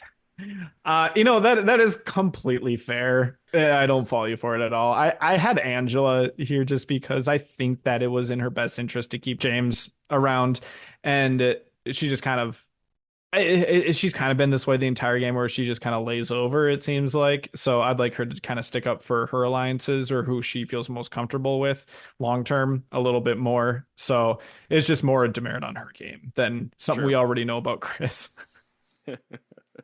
All right, our final episode, Gotta Risk It for the Biscuit, episode 6. Michael is going to go idol hunting. Desiree, Angela, and Kellen all notice. And finally, I think this is a fair place to level criticism at Kellen because they do nothing about it. They are very unconcerned. What are you going to do if he finds the idol and you guys got to go to, like, are you planning on turning on Angela instead? Is that your plan? But Michael's going idol hunting. Why don't you go idol hunting? Yeah. Yep. Do a better job. Don't be lazy. Michael is going to find the effing stick from Survivor Micronesia, and it is because it has been on Ghost Island for so long, it has matured and become a real idol. It's a real boy. I'm a real boy. The effing stick. I'm a real effing boy. I'm a real stick. It has become a real idol, and it's amazing. I'm so happy they got this. And I love how they called out the fact, like, not only did it's like, oh yeah, like, went home because it's not a real idol, but the people who physically touched the idol all went home just sequentially. In a row. Amazing. I never noticed that. Yep. It's cursed. Can you reverse it? So Michael's got the effing stick.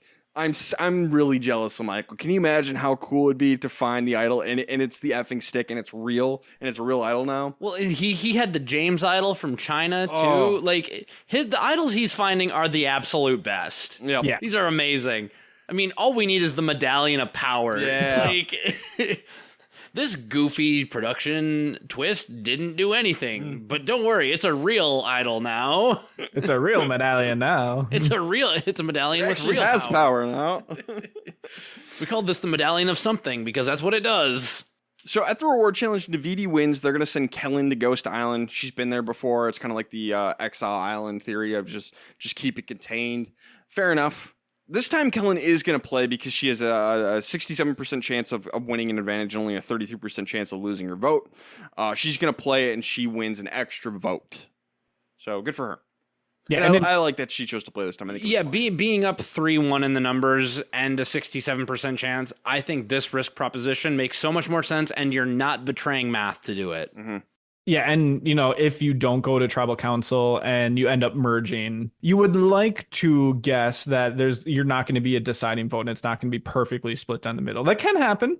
But I feel like it's so much more rare for that to be the scenario at the merge and to have it be decided by one singular vote than not. And at this point, Original Navidi's only lost one person. So Bradley is being a jerk and keeps snapping at people. And Jonathan, Libby, Chelsea, and Dominic, they haven't even lost the challenge yet. All four of them talk and agree to vote him out because they're so sick of his crap. Wow. Damn. This dude must have just been insufferable. I mean, it seemed like that. Yeah. Like, that's really funny. Over on You Knew It, this is the part I alluded to earlier. Wendell is going to find an idol.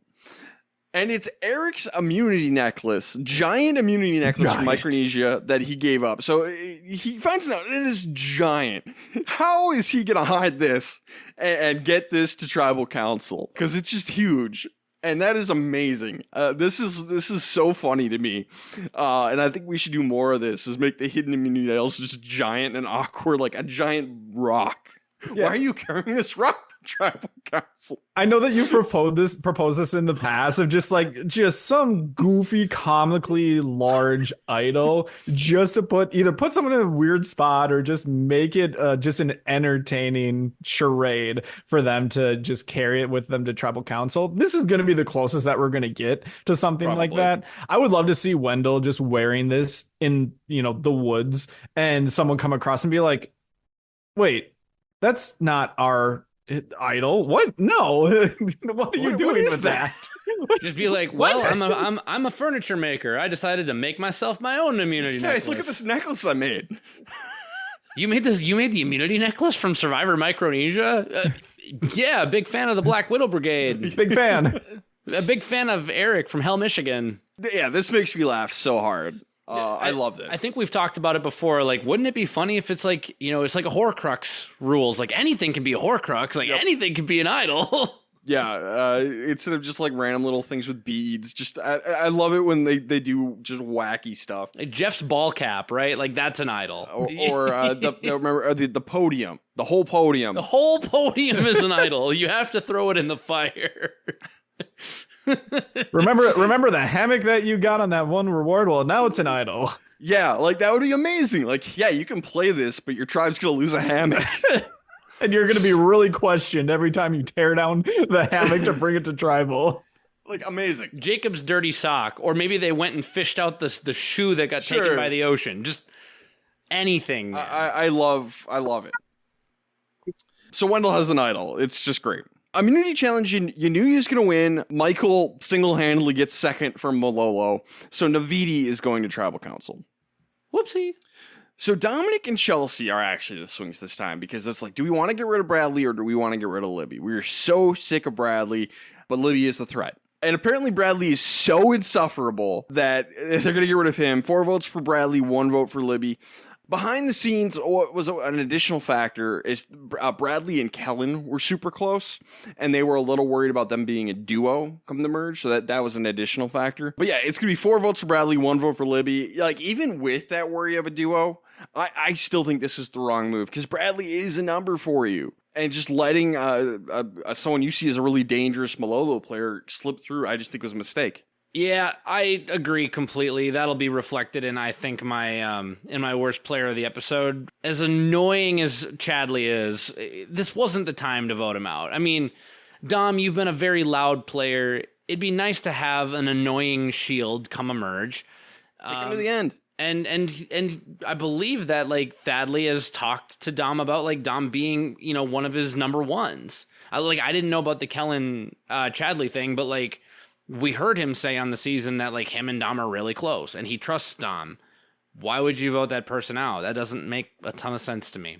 Yeah, I agree. You know, I was just saying earlier about how the two of them are close once they ended up swapping, like, oh, I'm so glad to be reunited with you because I consider you such a strong ally and I want us to be like go far in this game. That type of talk. That's the type of person that I want to bring into the post merge. Even if you do get annoyed with them and want to take them out, if they are that annoying, there's gonna be plenty of time to take them out. And if not, oh no, you brought them super far and everyone hates them. So, and not even to mention, you know, the fact that you probably don't have super close ties with someone like Libby, who would, I mean, at least these guys are convinced that she's a threat. So there's just really is not much reason to do this right now.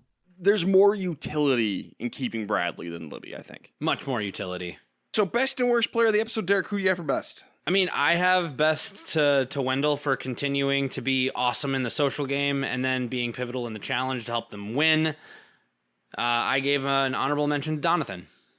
I also had Wendell. Yeah, basically for everything that you said. And now he has a giant goofy idol to carry around.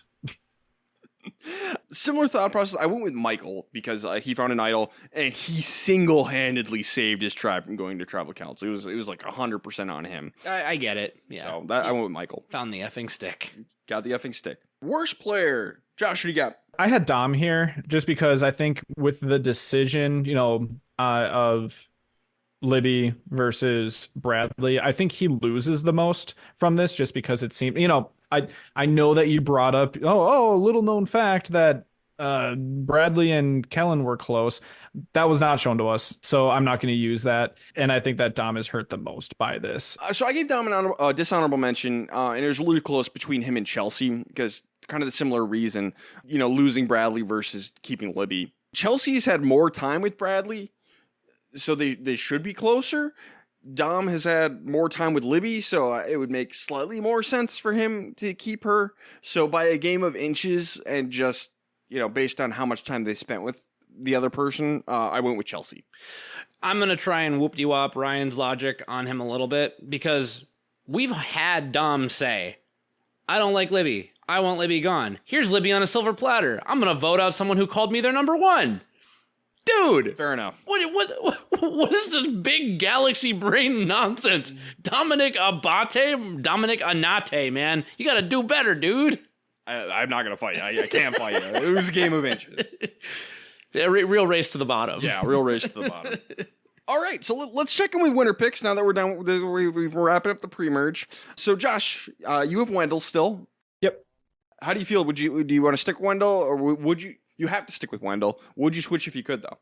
I don't think so. We didn't see much from him early in the pre-merge. So, like, when you guys were picking your winner pick, I would have had a hard time there with what I would have ended up doing. I think, you know, we've had a couple of strong players, at least just edit-wise, in this game. Dom does come to mind. It's a very present but flawed game from him, but I think just in the last 2 episodes we've seen enough from Wendell for me to keep him as my winner pick. He seems to be good socially, is able to, you know, when he's on a separate beach than his number one Dom, he is able to make those bonds with people like Chris.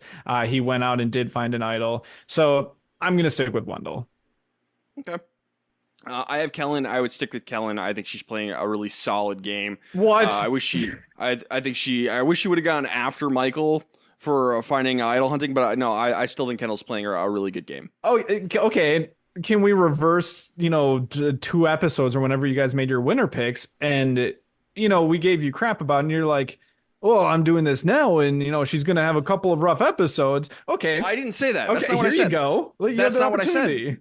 That's not what I said. I said we will see if she has rough episodes, because we haven't gotten to them yet in our discussion. That's what I said. Mm-hmm.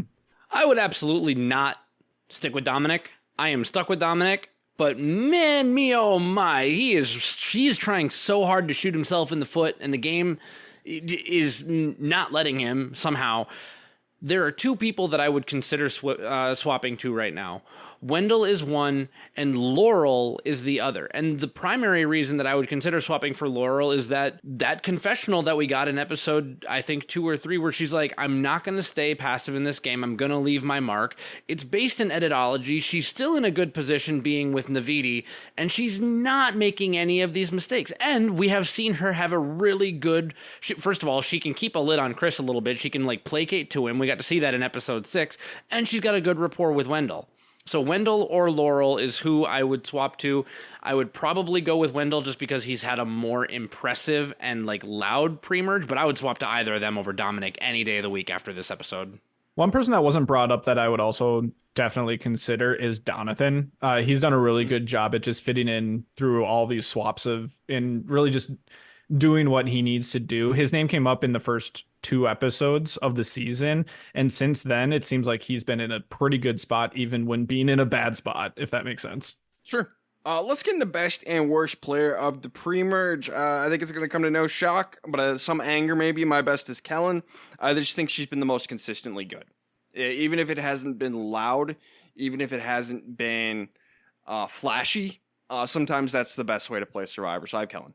I've got Wendell as my best of the pre-merge, and the reason is because the one demerit that he had, which was voting for Angela with Dominic, the people who would be mad about that, first of all, Angela's a big nothing to me. The only other people who would be mad now love him in Sebastian and Chris. So, and Angela is a loyal number who's not going to try and mobilize against Wendell on her own. I feel like she would need an overwhelming majority to go against him. So all of his highs have been really, really high so far, and his lows have all been completely mitigated. So I've got Wendell. Also, in the background, he's building furniture for everybody, and everybody seems to love the guy. So I want to make one point on Wendell. That's fine. Against it. He's been to one tribal council, and it went badly. That's fine. That's fine. It's about the game they're playing outside of tribal council. Like, it's tribal council, but it's also outside of tribal council. I had not thought about that, though. I'm just not changing my answer. Yeah, I think that's a good point. I'm also going to say Wendell, though, just because I think that he has the best social game, it seems like right now.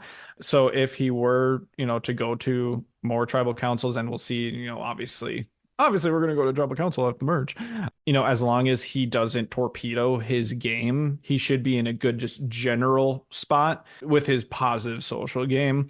I know I just mentioned it, but honorable mention to Donathan. I don't think we've talked about him enough here. Playing it cool, playing it chill. Ryan, I feel like if you're going to factor in tribal council as like one of the deciding factors for your best of the pre-merge, did you consider Michael at all? I didn't consider Michael because I gave him a worst. So I have my scorecard of, you get a point if you get a best. If you get a worst, you lose a point. And so Michael's at a 0. So like I looked at him. I think he's trying. God bless him. But I'm much higher on Kellen than you guys. Because I have Michael as my best from original Malolo. Like if I were to be forced to pick a best of the pre-merge from them, he should have a big target on his back. He's found a couple idols. He's been able to maneuver and make the arguments at the right time. And, his little fib about his age seems to have paid some dividends, or maybe it didn't factor in, but it was still a good call. So strong honorable mention to Michael for being put in like one of the most unfortunate, unlucky original tribe situations of all time. And having a shot. I mean, if he makes it to the end, there's a real chance he wins. Yeah. Oh, yeah. So, I mean, honorable mention to Michael. Sure. Yeah. I can sign off on that. By your scorecard, I would have had a tie between Kellen and Wendell. For best? Yeah. Yeah, I have a tie between Kellen, Jenna, and Wendell. They each have 1. What's your tiebreaker then?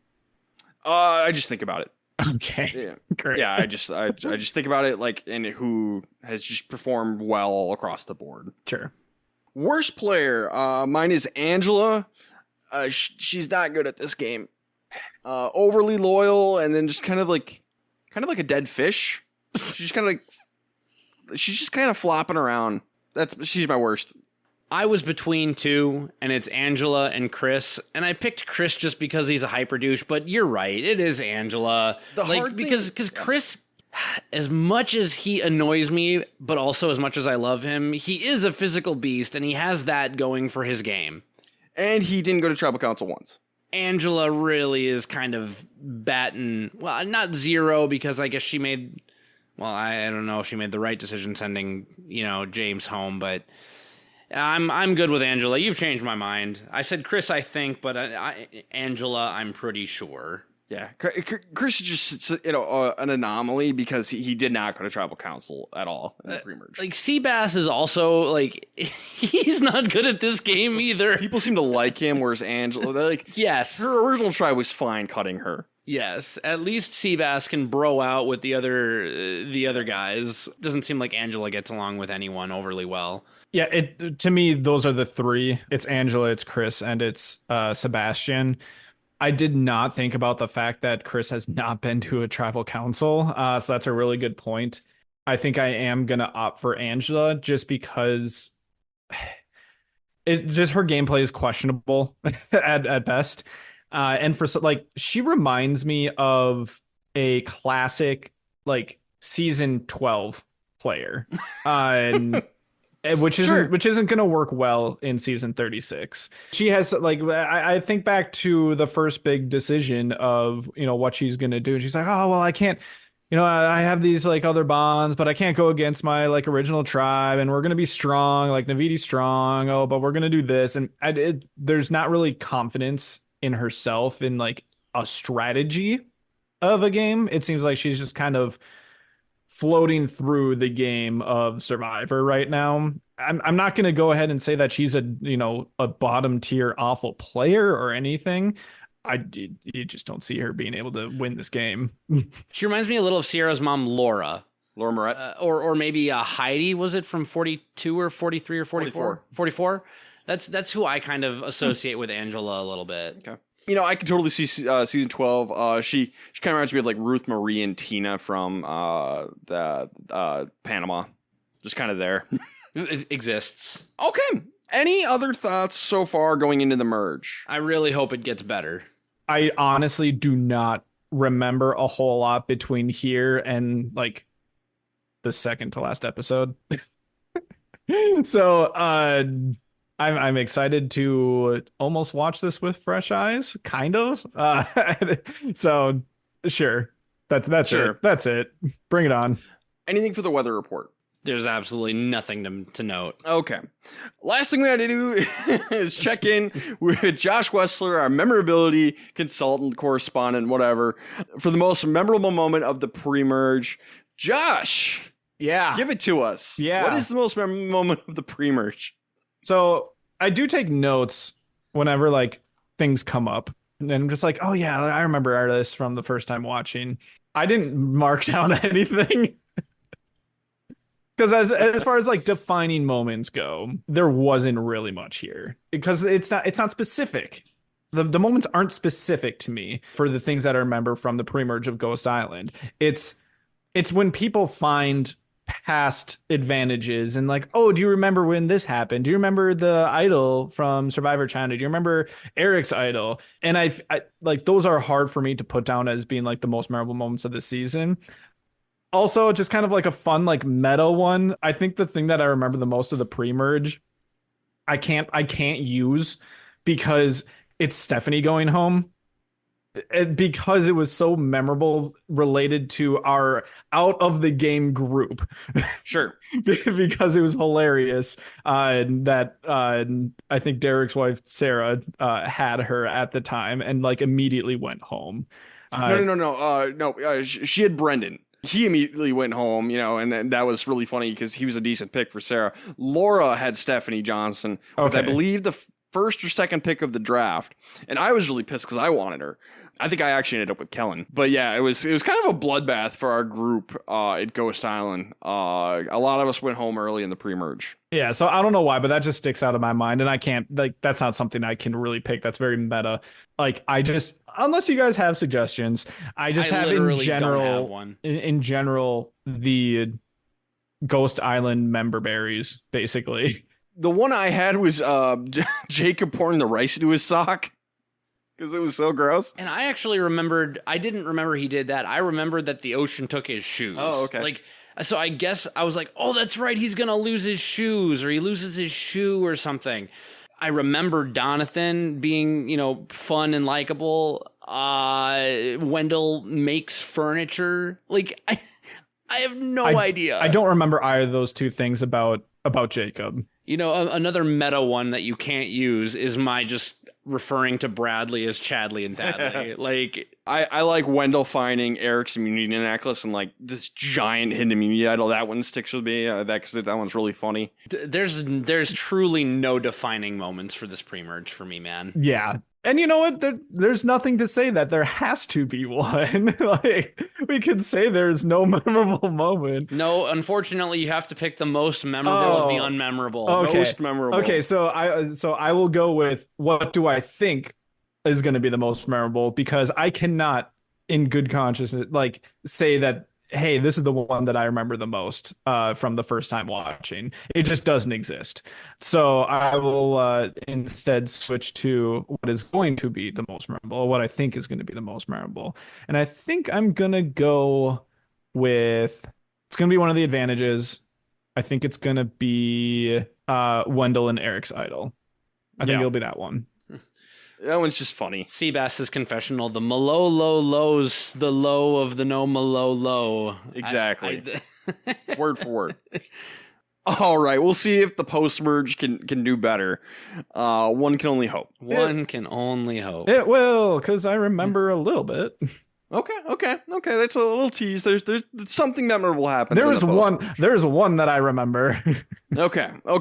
Well, that about wraps up the pre-merge for Ghost Island. Next time you hear from us, we'll do the post-merge and finish this bad boy up. Yeah, I know we've been a little behind with this release, and you know it'll be a little up in the air this summer just because Derek has a newborn. Yep. So we are playing around Derek's schedule, which is totally fine. So just bear with us because appreciate you. Apparently, raising a child is more important than a Survivor podcast. And I have 2 of them now. Oh my god, Rude. so yeah, just bear with us with that. We'll get these out when we can. Guys, social media? Yeah, go follow us, wherever, at Castaway Pod, all the social medias. I would say, go, tell us anything about the post-merge of Ghost Island, but you probably won't have time to do that before we end up recording our next one. So if you just have any questions in general, we'll answer them on the podcast. Go interact with us. It's a grand old time. Yep, absolutely. That's all I got. All right. Anything else, guys? Or should we go haunt somewhere else? We're done for the night. Okay. All right. This has been the Castaway Consultants. Got nothing else for you. Good night. Thanks, Count Chocula.